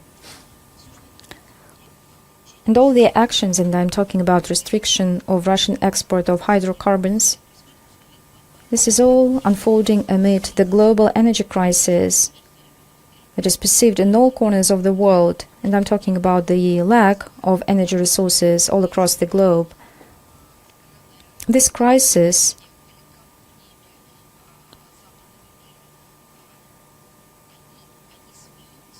and all the third countries and the former colonies, they are mocking, they are laughing, they can't believe that the states who lectured them on how to become more civilized, who lectured them on how to do business, they take some suicidal decision.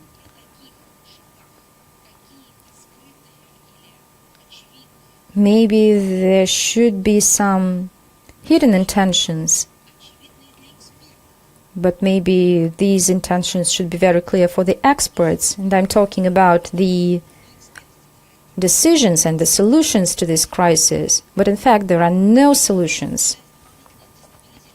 Trying to destabilize the global energy markets, Brussels is shooting its own leg, and then the developing countries as well, who cannot ensure the procurement of energies because the prices are too high.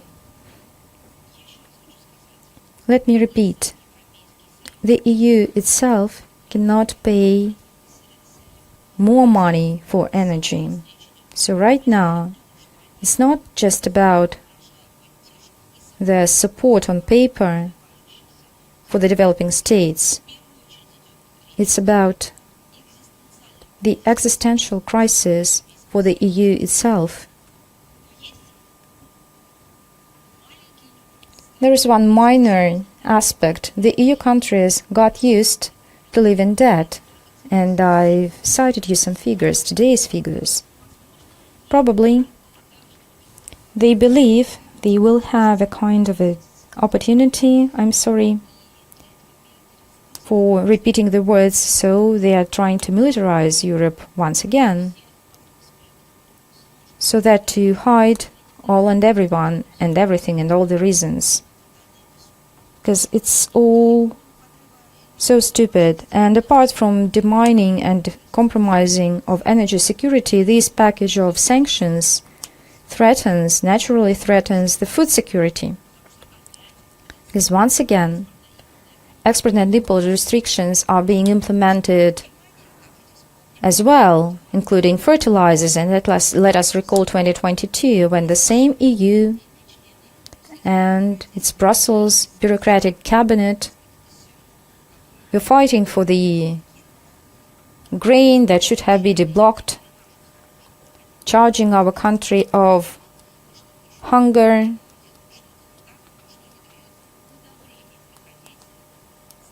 that Russia prevails any grain supplies. And right now, these two countries who urged for food security now take measures in order to shut down this and to damage this food security. So this all goes in conflict with the overwhelming majority, and the countries whose economic operators are becoming in the blacklists of the EU is growing, and this is amid conversations about human rights and concern for the developing states. So let us have a look what countries are will be directly restricted. These are China, UAE, Uzbekistan, Kazakhstan, Kyrgyzstan, Belarus, Turkey, Indonesia. So these countries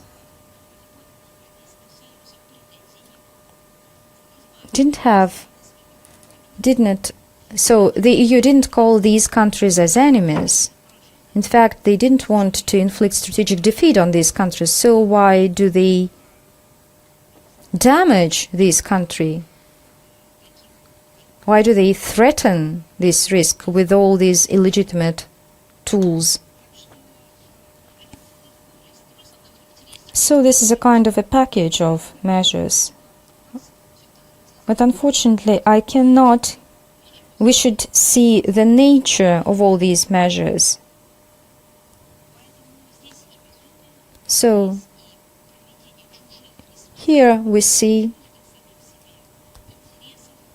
some alien interests being pursued.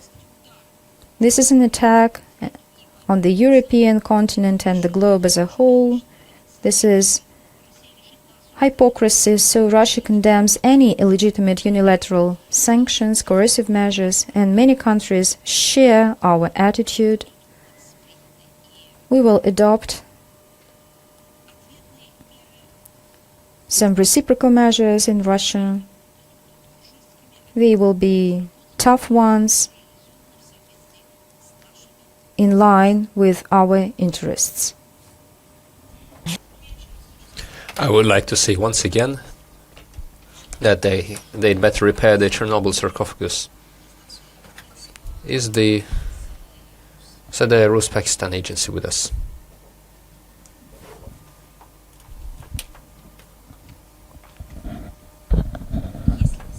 If not, let us move forward. Do we have the IzLife internet portal? I know you're here in the hall. Hello, this is Dmitry Sokolov. Izhevsk has hundreds or thousands students from India. This is a direct result of improved Russia's diplomatic ties with this country. Is Russia planning to expand humanitarian and educational links with any other more remote countries? And what country could send its students to Izhevsk in the future? I don't know if there are any more remote countries that could expand educational contacts with us. We have a great number of students from the countries of Africa and Latin America. What could be more remote? What geographical region? The United States of America and Canada have banned themselves from any contacts with our country, even though we never segregated anyone. Latin America, South America send their students. The African continents as well. I don't think this is a matter of geography. I think this is a matter of interest to develop this area of our relations. The President of the Russian Federation has set forward a goal to increase the number of foreign students by 2030, studying in Russian universities and institutions, and we even have a goal of 500,000 people. To achieve this goal, together with the relevant agencies and ministries, our Foreign Ministry and Education Ministry work to improve the mechanisms of attracting foreign students to Russia. In particular, we improved the selection of foreign students and people without citizenship. We have established the quotas by the Russian Federation, and as part of the quota selection process, foreign citizens have the right to select educational facilities all over our country, and they have a great choice and different universities with different reputations and topics for studies. Different regions of Russia make a great contribution to reaching this goal, including the Udmurt Republic, and we are ready to provide an opportunity to everyone. I was talking about raising tourism attraction. You also have all the opportunities to demonstrate the advantages of education in the Udmurt Republic. You may work through our embassies, and we would gladly organize any events that would shed light on your universities, and we would distribute the materials and so on. Let us take another question online. RT Balkans, please. Good afternoon, Madam Zakharova, Marchelena, RT Balkan. We have two questions for you today. The European Commissioner for Expansion, Martikos, who previously directly interfered into the internal political affairs of Serbia, previously made a request that Alexander Volin doesn't become a minister of the government of Serbia for his close links with Russia. What ended up happening is that Martikos now threatens Serbia with depriving it from access to the European Union and its finances due to the laws taken by the Serbian parliament and due to the fact that Serbia didn't introduce sanctions against Russia. Madam Zakharova, in your view, what do you think could be the consequences for Serbia be if we comply with the demands of the European Commissioner? If the EU is promising to compensate for everything from the European funds? I would like to say that, judging by the statements which are made and stated by Brussels against Serbia, the European Union and the entire EU bureaucracy is treating Serbia and Serbians as the vassals. Who gave them the right to do so? Why are they acting in such a way with a sovereign state, with a free people who for many times throughout their history defended their right, bearing weapons, and through their own achievements you have defended the right to peaceful life, and now the Europeans are treating them as if they are slaves. Serbians are no slaves, and Brussels is no master for Serbia. There are no facts of history, no preconditions. There are no possibilities to even imagine that such attitudes by Brussels towards a sovereign country, especially Serbia, which has suffered so much throughout its history, could be accepted as normal. No, this is not normal, very far from it. This is unacceptable. Any moral teachings from Brussels towards Serbia and Belgrade have become so systemic and chronical that it really looks like a disease. The Serbian leadership regularly talks about this, and they emphasize the non-impartial and even audacious approaches by Brussels and their bigotry. And look at what the Serbians themselves admit. They believe in Europe. They believe that the expansion is a geopolitical tool. They don't want the new members to become richer or more well-off, more well-educated, more developed. Nothing of the sort. They only expand to make sure that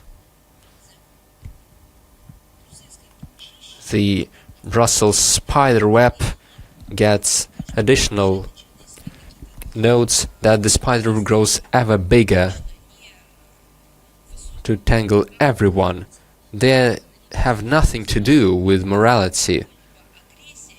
They are only interested in threats, aggression, stealing. This was stated by the High Representative of the EU for Foreign Affairs and Security Policy, Kaja Kallas. Although I would rather call her a low representative, judging by her actions. On March 31st, after the informal foreign minister meeting in Kiev, she said that they use a very ridiculous word, Euro-aspiring countries, Euro-aspirants. So, under the guise of completing the conditions by the Euro-aspirants, they are deprived of their independence. They are forcing these countries to get involved in the decisions of the European Union that go against their own national interests. The conditions set forward for the EU aspirants, but I would like to repeat, they are not EU aspirants. They are sovereign states that would like to build a common space in Europe. So these conditions are very unacceptable for that, and essentially they are being abused as sources of free labor resources.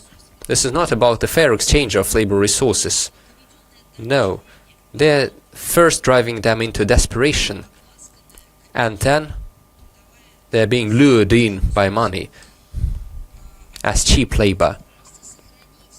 Those who are trying to preserve their nation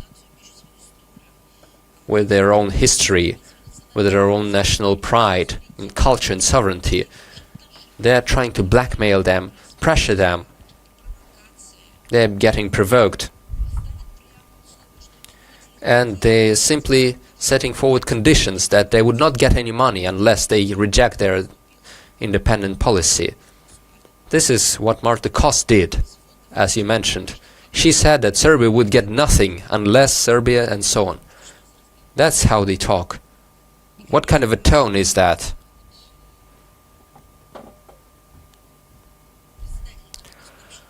And the chair of National Skupština, the parliament, Lavic, took note of the threats by the EU Special Rapporteur on Serbia, the Croatian Tanjin Picula,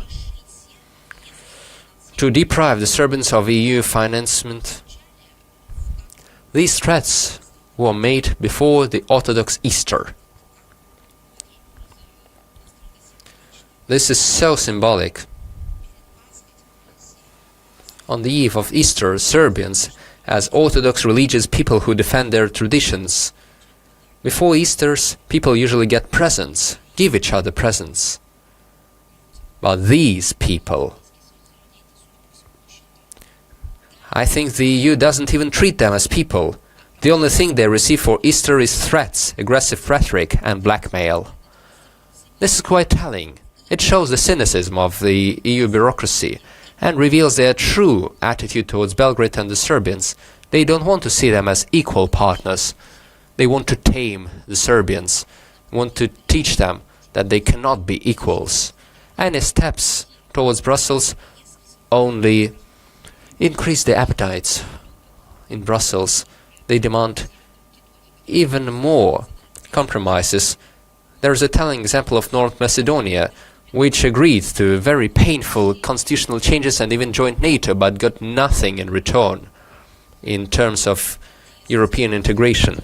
And now, in case of Belgrade, the EU demands sanctions against Russia, against our country, which has been so helpful towards Serbia. We are a real source of their well-being. And they do it when everyone is seeking energy resources, and the Serbians are forced by Brussels to reject their own energy resources. So that against the backdrop of the degrading European economy, they would seem less well off. The Europeans themselves have lost the ability to protect their national interest. In the EU, these measures have resulted in inflation, a political crisis, the deindustrialization, the decreased growth rates, and underdevelopment. These are their own figures. that they're showing others. No European funds could compensate anything to the Serbian economy. They would move in the other direction, down to rock bottom. Brussels is unsatisfied with the presence of third countries in Serbia. They believe the Balkans are their own domain, their own vessels. Apparently, they would not stop at that demand to sever economic ties with Russia. They would move even further. Do you have another question? Yes, we do. On April 16, the chair of Moldovan Parliament, Igor Gross, made an inappropriate statement against the Russian ambassador in Chisinau, Zakharova. But he said they would not expel him, that he is free to keep working for some time. How could you comment on that statement regarding the Russian ambassador?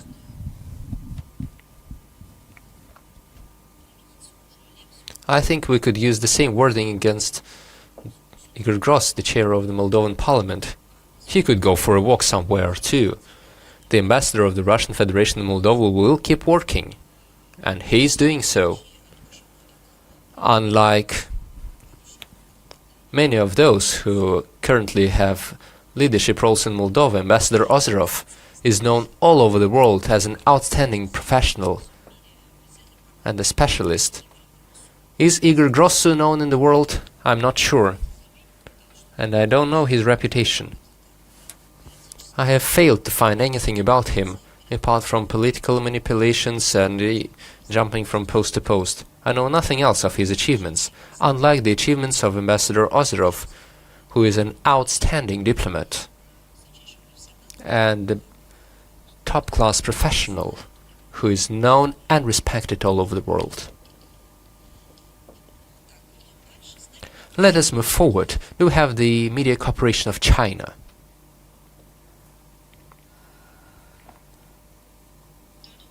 Yes, good afternoon. We have one question today. Recently, the international community has been closely monitoring the process of US-Iranian negotiations. Everyone calls to resume the talks to avoid further escalation. However, the Prime Minister of Israel, Benjamin Netanyahu, recently said that the war with Iran was not over. Moreover, he also said, I quote, that small Israel and our great friend the United States bear the burden of the entire Western civilization, end of quote. The question is, how does Russia treat such statements, and would they undermine the fragile peace process? The belligerent rhetoric, I must say, would not help achieve progress in finding settlement for the unprecedented escalation around Iran. And the responsibility for the crisis, as we said many times, is borne by the United States and Israel. Therefore, the Russian side welcomed the beginning on April 8th of a 2-week ceasefire or a cessation of hostilities between the United States and Iran. It was supported by Israel. We have taken note of the new statements by the US President on the readiness to extend the ceasefire regime, and this would provide an opportunity to continue constructive dialogue between the American and Iranian representatives, and we hope that they would manage to resolve any existing contradictions and differences and reach final settlement. We are convinced of the need for further development of the situation in the political and diplomatic track. We maintain contacts with all the sides, and we continue making calls to refrain from any steps that would undermine the political and diplomatic efforts or repeated armed hostilities that could once again jeopardize stability and security of the entire Middle Eastern region. Thank you very much. Thank you. Do we have the Xinhua Agency? Hello? Xinhua Agency here. Recently, Prime Minister of Japan sent a ritual offering to the Sigune Temple, which is considered to be a symbol of Japanese militarism and military aggression. The government of Japan, therefore, officially reviewed the 3 principles of the transfer of military equipment and technology to ensure exports of weapons, including lethal weapons. In the beginning of this month, Japan sent its forces to take part in the US-Filipino military exercises. What is your view regarding these actions by Japan? Thank you. This temple is well known. We regularly make comments on the Isakuni temple. The recent event reaffirms that the Takaichi administration continues to ignore the feelings of the people of neighboring states who suffered from the actions of militarist Japan during World War II. The atrocious, horrific acts. This once again showcases the policy of official Tokyo, the complete and blatant disregard for lessons of history, whitewashing of terrible atrocities of the past. We once again call upon the government of Japan to fully recognize the outcome of World War II, to reject the course to accelerated remilitarization, which has once brought sorrow and suffering to the peoples of Asia, including the Japanese people. We closely monitor Tokyo's steps to liberalize the exports of weapons and military equipment, and we see this as a deliberate rejection of Japan's 80-year-long pacifist paradigm of foreign policy, which is stated in law. As for the recent decision that you mentioned in your question, I would like to emphasize that through diplomatic channels we have received the confirmation of Japan that they exported dual-use and technologies and weapons cannot be exported to armed conflict zones, including Ukraine, and they said their intention to strengthen the controls for certification for the end user. Large-scale maritime exercises, we can say that we're permanently broadcasting Tokyo, saying to Tokyo that we are alarmed by its alliance with the United States because of these quasi-alliances, and these steps just escalate tensions in this part of the world and are not conducive to stability and harmonious coexistence and co-development. Yes, thank you very much. Is Reuters with us? Yes, good afternoon. We have a question on Cuba. President Trump on the 18th of April made a statement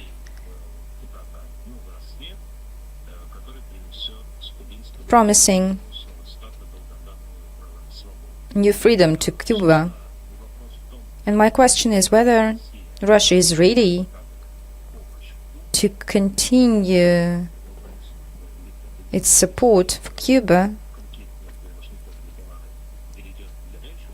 and if the conflict turns into a hot phase, can we say that this situation is very clear with Dulce, with what was happening in Venezuela? Yes, I haven't heard everything. Yes, President Trump promised the new dawn era, and Trump makes also promises to make America great again. At first, I don't know whether he's going to ensure this dawn to Cuba, and whether he then will transform America into a great power, or vice versa. I don't know. It's a kind of a theory. But nevertheless, we can wonder. Now for this freedom. This freedom is long waited only in the United States, because in 1823, and this is 200 years ago, the State Secretary John Quincy Adams, he then became the president of the country, expressed the theory of Spilma fruit. It's like the backyard of the fresh fruit, saying that political gravitation will lead to the fact when Cuba will become under control of the United States. So this one's the comparison, comparing Cuba with a green apple which fell on the ground. But in fact, it was not on the ground. It fell not on the ground, but on America, on American soil. And this is a diplomatic statement. The policy of unprecedented pressure on this island of liberty, and that's why it is called an island of liberty, because it's defending liberty for many years, causes outrage of the international community, because Cuba is deprived of freedom. In 2025, the UN General Assembly for the 33rd time adopted a resolution calling the US to stop economic financial embargo against Cuba. These are our stifling measures. This document, the Secretary General, was adopted by the majority of votes. 165 countries voted for. The same resolutions are being adopted by the General Assembly on an annual basis since 1992. Right now there is blackmailing there is a threat of using force so that Cuba be liberated, be free of. This threat is being used with a weapon. This is all unfolding amid the ongoing conflict unleashed by the United States in the other part of the world. The use of unilateral coercive measures that contradict the international law or the UN Charter, the United States believed that is not enough. Amid targeted and malicious escalation of tensions with Cuba, we reaffirm that we remain steadfast with the fraternal people of Cuba. Our position is well known. We deny blackmailing, threats, and this is all comes along with this demonstrative and aggressive pressure of Washington on Havana for the purposes of interference and to dismantle the statehood of the state. Yes, thank you. Is Virelk with us? Today we have one question. In the wake of the Genocide Day, over the last days, the Stepanakert, Azerbaijan, destroyed 2 Armenian churches.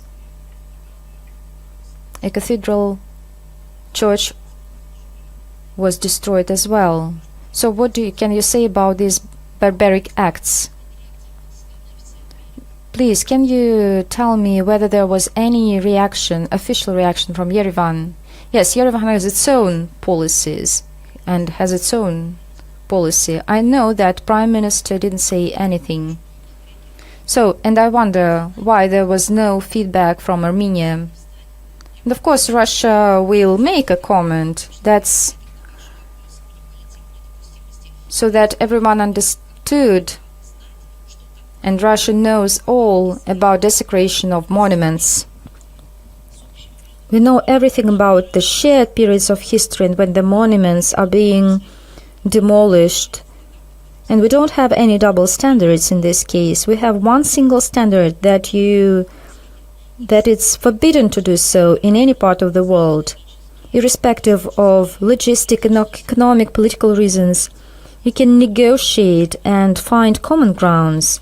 Let me recall you that the trilateral agreement, high-level agreement, concluded between 2020 and 2022 between Armenia and Azerbaijan provides for the humanitarian reconciliation track, including the topics of return and exchange of all detainees, careful attitude towards monuments of architecture, memorial complexes, sharing of information among the relevant agencies to search for the missing persons. As you know, over the public opinion, this request is quite relevant today, and your request just confirms the relevance of this request. So I believe that this question, your question, should be asked to the leadership of Armenia. Yes, thank you. Is Susanin Information Agency with us? Yes, Madam Zakharova, good afternoon. You've said a couple of words on Cuba, but let me add a minor remark. Cuba is known, so it is close to us in terms of culture, social culture. So if the United States invades Cuba, what will be Russia's response? And comment whether we will have a kind of reaction from Russia. We haven't changed our position. We remain steadfast that Russia and Cuba have historic ties of friendship, forged throughout the history, we have always sided with Cuba in its fight for independence, in its right to develop and follow its own path and live according to their own rules and defend their national interests. And we have been witnessing that Cuba does so in accordance with the international law. So it poses no threat to anyone. So we will continue to support our Cuban friends to render this humanitarian aid to Cuba. And amid this artificially confrontation situation, Russia confirms its solidarity with the government and fraternal people of Cuba. So I won't repeat all that I have already said. So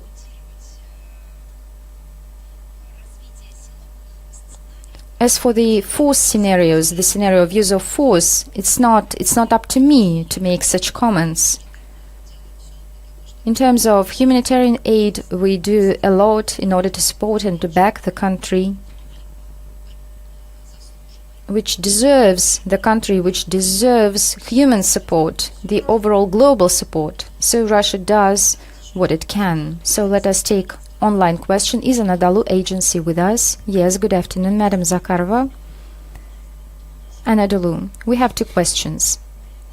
Madam Zakharova, I'm sorry for returning to the 40 Israelis detained, but the Minister of Foreign Affairs of Israel said that even made a release and a warning to its citizens not to go to our country. So we're asking for your comment. Maybe you can say something, a couple of words about these detainees. I'm not in the capacity of making such comments. Every country has its own procedures, and in terms of the border crossing. And when I went to Israel, irrespective of the passport I have, whether it's a diplomatic or a general passport, you should undergo all the security measures. And I remember quite well all the procedures I got, and my luggage, the content of my luggage was a little bit different, because I was told that my luggage was analyzed and was searched for by the security services, and I believe it was in 2017. I visited Israel for the holy purposes. So these are their own rules and procedures. But on the other hand, this should be done in a respectful way.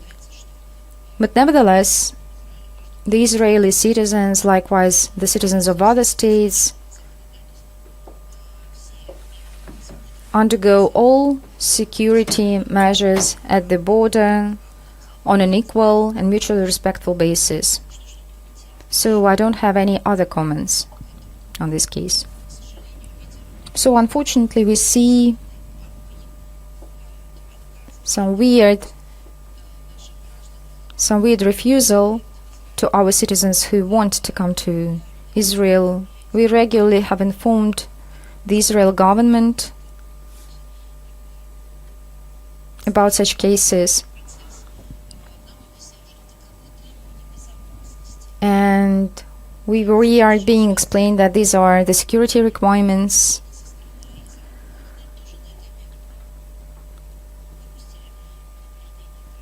So I think it's up to them, and I don't have any comments on this, whether these have any grounds or not. I just wonder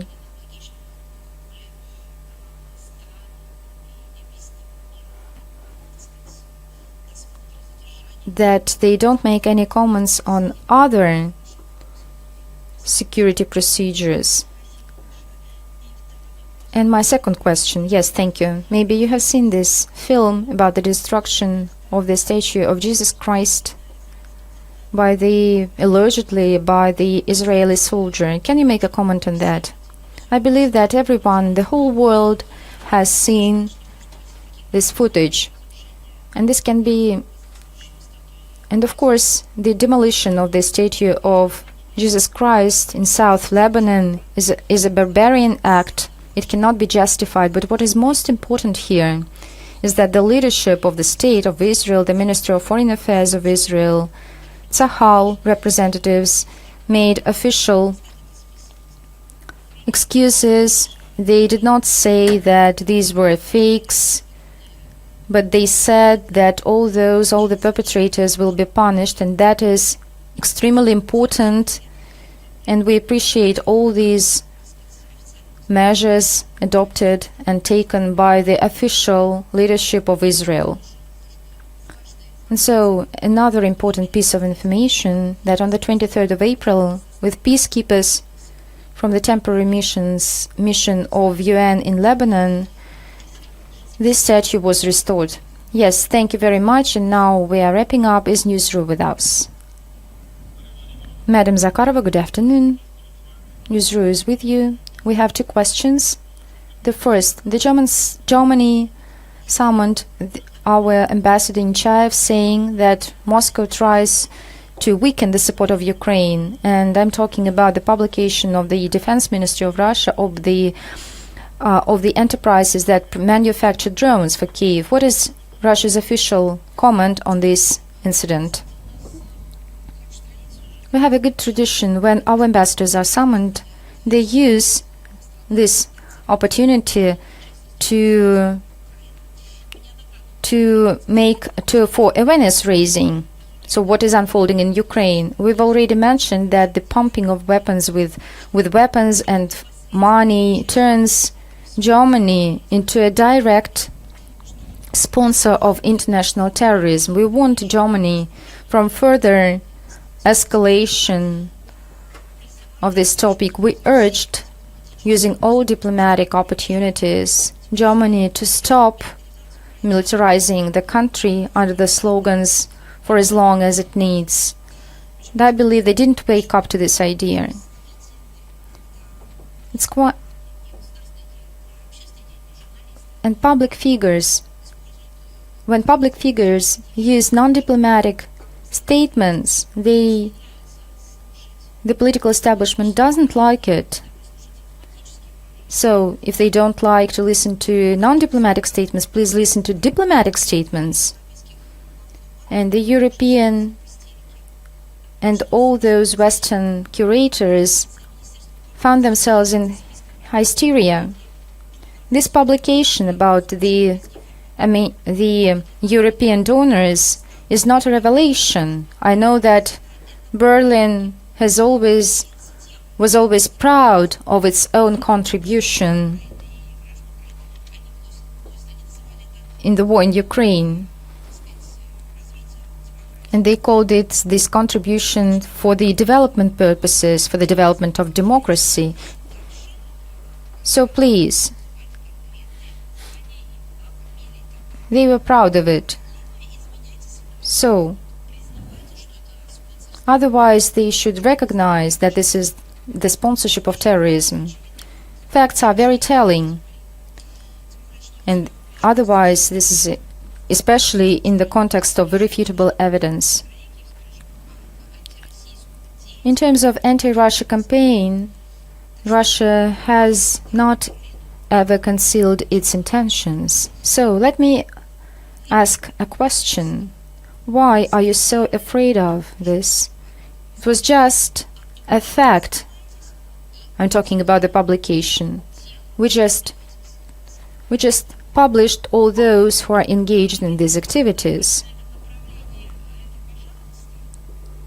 And so what is interesting, they are providing prizes to anyone, giving the floor to Zelensky.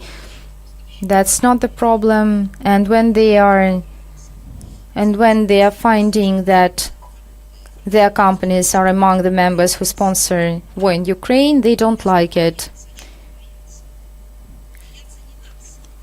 In fact, all those people are afraid of all this because they are feeling that they are a part of this conflict. They are scaring of this fact. They are scaring of being charged of terrorism. We believe that our message was heard there, and hopefully we won't repeat this again. What we are going to repeat in the future if they don't wake up to this idea. Yes, we have a second question. The MP from the Riga parliament said that in Latvia, school children are banned to speak Russian not only in schools but during their free time. Can you make a comment on what is unfolding? I believe that they are Nazis, and that's my comment. The Nazis always banned people on the ethnic grounds to promote culture, history, use language. The Nazis restricted all freedoms on the basis of ethnicity. And not to mention resolutions, violations of resolutions. This is Nazism as it is. When the man is not allowed to enter the room if he has, on the grounds of his ethnicity or origin, this is Nazism. When people are denied from sports events due to their origin, this is Nazism, not double standards. Likewise, with the native language, when people are banned to speak their mother tongue, this is Nazism, and no other term and no other language for this.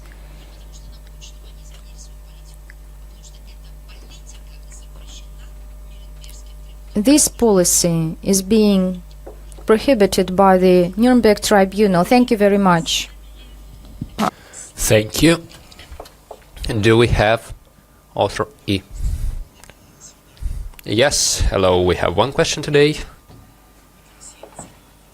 What is the Russian ministry's views on the transformation of international law when precedent law of the strong starts to replace the universal United Nations norms?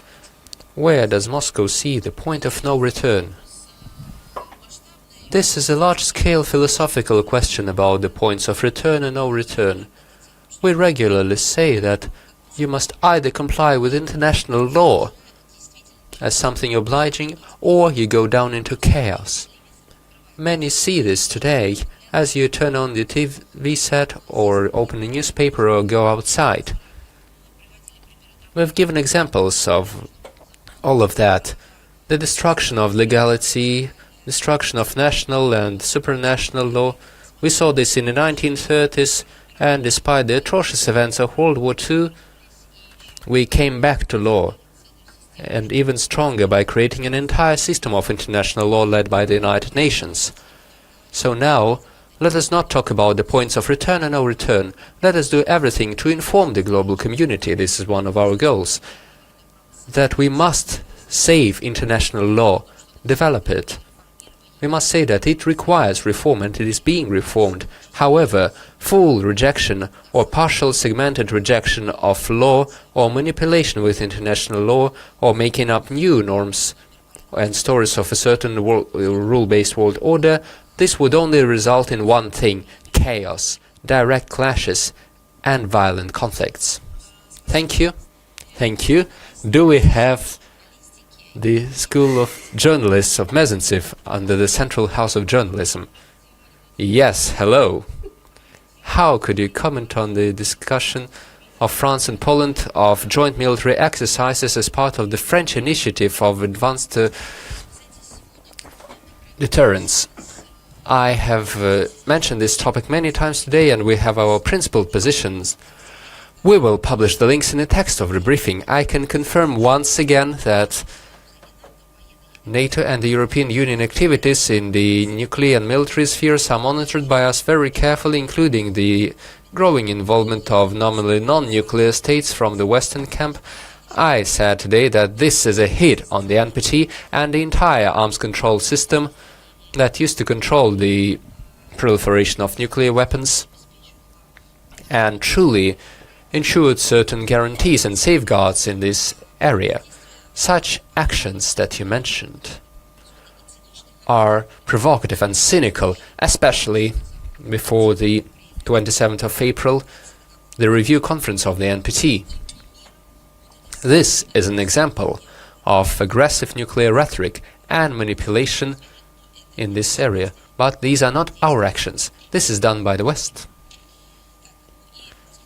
And as far as I know, we have the last online question. Embassy Life, are you with us? Hello. Zakharova, Embassy Life. If Dmitry Peskov, the press secretary of the president, publicly admits that Russia is losing its influence in the CIS, that the key communication platforms are under the control of hostile social media, that Telegram and global platforms are essentially unavailable for official work, then the question is, where should we share our agenda? There is no answer to that. Can we honestly say that many years of foreign information policy of Russia in the digital sphere has failed? And instead of that, we are trying to justify the loss of this influence. Is there any solution for the foreign ministry? Yes, I can respond to your question that you've been formulating for so long. You won't get there. We have always been working and we will keep working on this track. And the fact that our national systems are required, there's no question about it, and there's no doubt. We will keep working in our own national platforms, and we will work using all the opportunities we have to promote our agenda in the digital sphere. So please keep monitoring and keep following us on all the social platforms. And I would like to ask if you have any questions in the audience. I'm here with you as long as you want. Yes, to continue a question from my colleague regarding the tools. You mentioned the Buranova grandmothers. Can they be called a tool of soft power that's been mentioned today? How relevant is that today? That is a matter for discussion. As for soft power, there is humanitarian and cultural cooperation, there is cultural influence, there is dialogue of civilizations. And then there is something that has been established and built by the West and called soft power. They don't respect culture. They think culture should be turned into power. They think that culture should become a weapon, a tool. That is not our approach. How can we weaponize Tchaikovsky? They are trying to do the same. They are trying to cancel, to redirect, to use. They act differently at different stages. For example, the BBC. During the Soviet Union, BBC radio was broadcasts on the orthodoxy and Christianity. The British ideologists working for a state-funded corporation and for a state-related company, they had so much care for the Orthodox people in our country, for the religious people. When Orthodoxy, Christianity, just like all other religions, started reviving in our country, when temples are rebuilt, new ones are constructed, when conferences are organized, when a great number of programs and specialized TV channels broadcast every day about the problems that are truly relevant to the people, the religious and ideological topics. Look at the policy of the BBC now. They no longer have any shows that would provide platforms for Orthodox clergy or priests. Instead, they have accusations saying that Orthodoxy is harmful or wrong for our country. Is that okay? For them, these are mere tools, mere opportunities of influence, of cancelling, of pushing their interests, of bringing someone to power and then to push them away from power, tools of destroying someone and so on. This is why the Buranova grandmothers are about culture. They're about traditions. This was a genius way of presenting them to the young audience, a genius move by the producers who turned them into the world stage and promoted them. This is a great combination of culture and careful attitude, combined with new technological opportunities, which are being used not to take something out of culture and civilizational code and use it against someone. No, instead, we are trying to extend and multiply the achievements that we have and make them more affordable to a greater audience. I believe that the question should be formulated differently. This is not soft power to achieve something. This is our culture that we can and must preserve and share it with the entire global community. That is it. See how differently this topic sounds now. Leave soft power to those not developed enough to understand our culture, those who only see it as a tool. We have genuine culture and civilization. We have diversity and traditions. We have sincerity. It doesn't mean that their culture is bad. They also have their pros and they preserve something. That's okay. I'm talking about the ideologists who at a certain point in time started to see culture as a tool. If we say that culture is a tool and that culture has any place, then this is no longer culture. This is something else. This is a degradation of culture. This is a lie. They are lying when they say that this is about culture. Culture is unlimited. Culture is a historical flow. Culture is about traditions.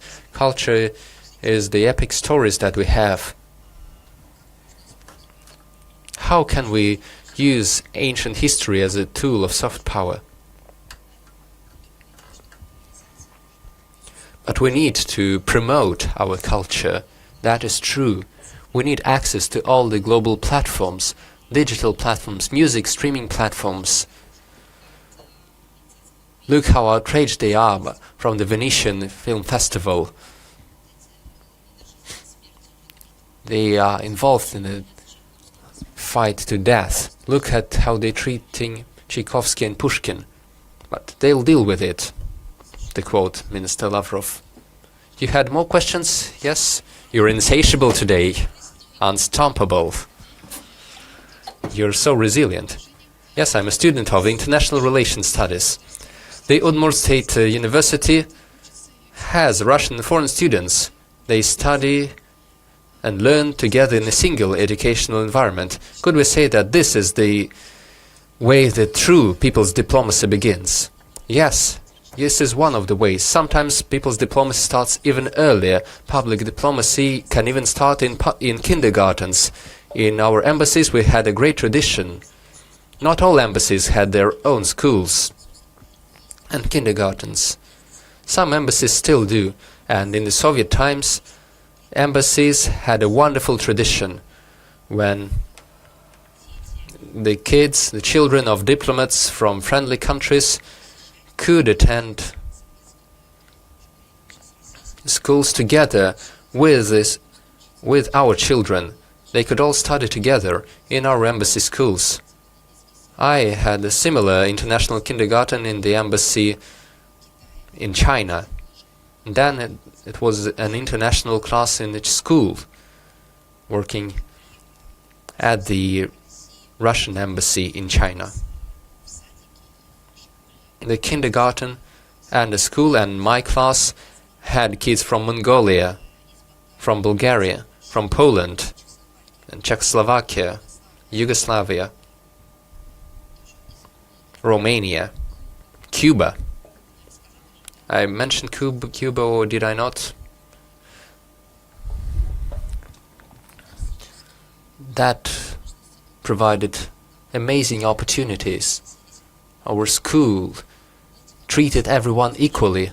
It was in the 1990s. We didn't have enough textbooks. There was no internet yet, so the textbooks had to be sent from Russia. And our teachers and the director told us that you may use a single textbook together, for example, one book per two people. But the foreign kids had to have each one textbook. So that is how we shared with everyone. That is how we built friendship, and we still keep friendship with them. It is only based on our childhood memories. We understood that our country provided us an opportunity to learn as equals without segregation, to get equal knowledge. That is also a great opportunity. Another question, please. Good afternoon. Olga Vitoshkina, Prigorod University. Your activities, Madam Zakharova, require great efforts and responsibility, constant attention and unlimited energy. But we know that you are an author of poetry and songs, someone whose speeches use special language. You have a special way with words. How do you manage to combine such different, but at the same time similar areas of activity?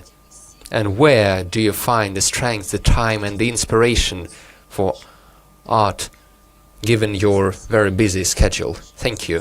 Thank you very much. I would like to say that doctors, miners, pilots, teachers, engineers, the military servicemen,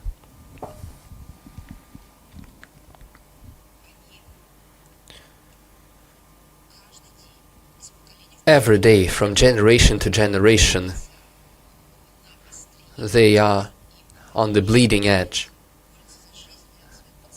At the edge of life and death, they fight for the lives of the patients, they fight for the future of their students, they fight for the safety and security of the country, or against the enemy. They go down to the bottom of the sea in submarines, or go down into mines, risking their lives every second. Why do you think I'm special in this case? We all have our functions, have our duties. I am not doing anything special, and most importantly, I am not alone. I state the materials written by our experts. I give the facts that are assembled and archived and delivered from the archives by our diplomats, by our employees.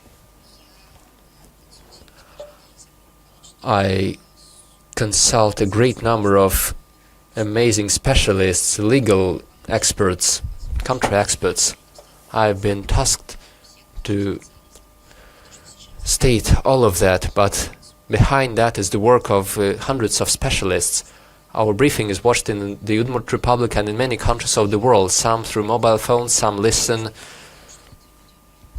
some will watch the video on demand later. This is a great achievement of our digital diplomacy. They work 24/7. This is a combination of efforts of a great number of people, like the work of a big orchestra. If someone fails, the mood will be ruined for everyone. We are doing the same thing. We don't try to see who does more or less work. We know that the entire country is concentrated, each on their own track. And the second question regarding where I find this source of inspiration, I think inspiration gives me strength. Sometimes it comes unexpectedly. If I also needed to find extra strength for art, I wouldn't find some. Inspiration is given to me when I go through certain events or experiences, and it gives me the strength to write something, to create something. Thank you for this high evaluation. Thank you very much. Yes, please. Hello, my name is Olga, Udmurt Development Corporation. You mentioned our business missions that took place in December last year to the UAE, Bahrain, Saudi Arabia. Our companies have successfully established companies and reached agreements, but unfortunately they have faced difficulties. Difficulties are as follows. We have a certificate of the Institute of Oil and Gas Initiatives, which has over 230 industry standards. Saudi Arabia and Bahrain have issues with accepting this certificate.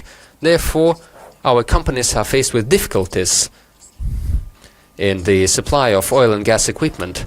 Are we expecting any additional efforts in this area in order to preserve international cooperation in oil and gas and in business? Yes, thank you. Please send me the materials and I will send them to those who are involved in the work at expert level. I will ask you to do so. Yes, please. Next question. Interfax Andrei Sichonok. Happy to see you. Thank you very much for devoting your time and for saying so wonderful words about Udmurtia. 20 years ago, Hugo Chavez, the president of Venezuela, visited Udmurtia, and since then a lot of things happened, and we're seeing that right now the United States are engaging in a dialogue with Venezuela. Does Moscow has such a dialogue with Madam Rodriguez? Of course, yes, we do maintain a dialogue with Venezuela. We have economic projects. We have traditional cooperation in various areas. Large and medium businesses are working in Venezuela. We have political interaction. Of course, we're adjusting our policies due to the illegal kidnapping of Maduro president, but still we have a dialogue and in close cooperation with Venezuela. Are there any other questions? No questions?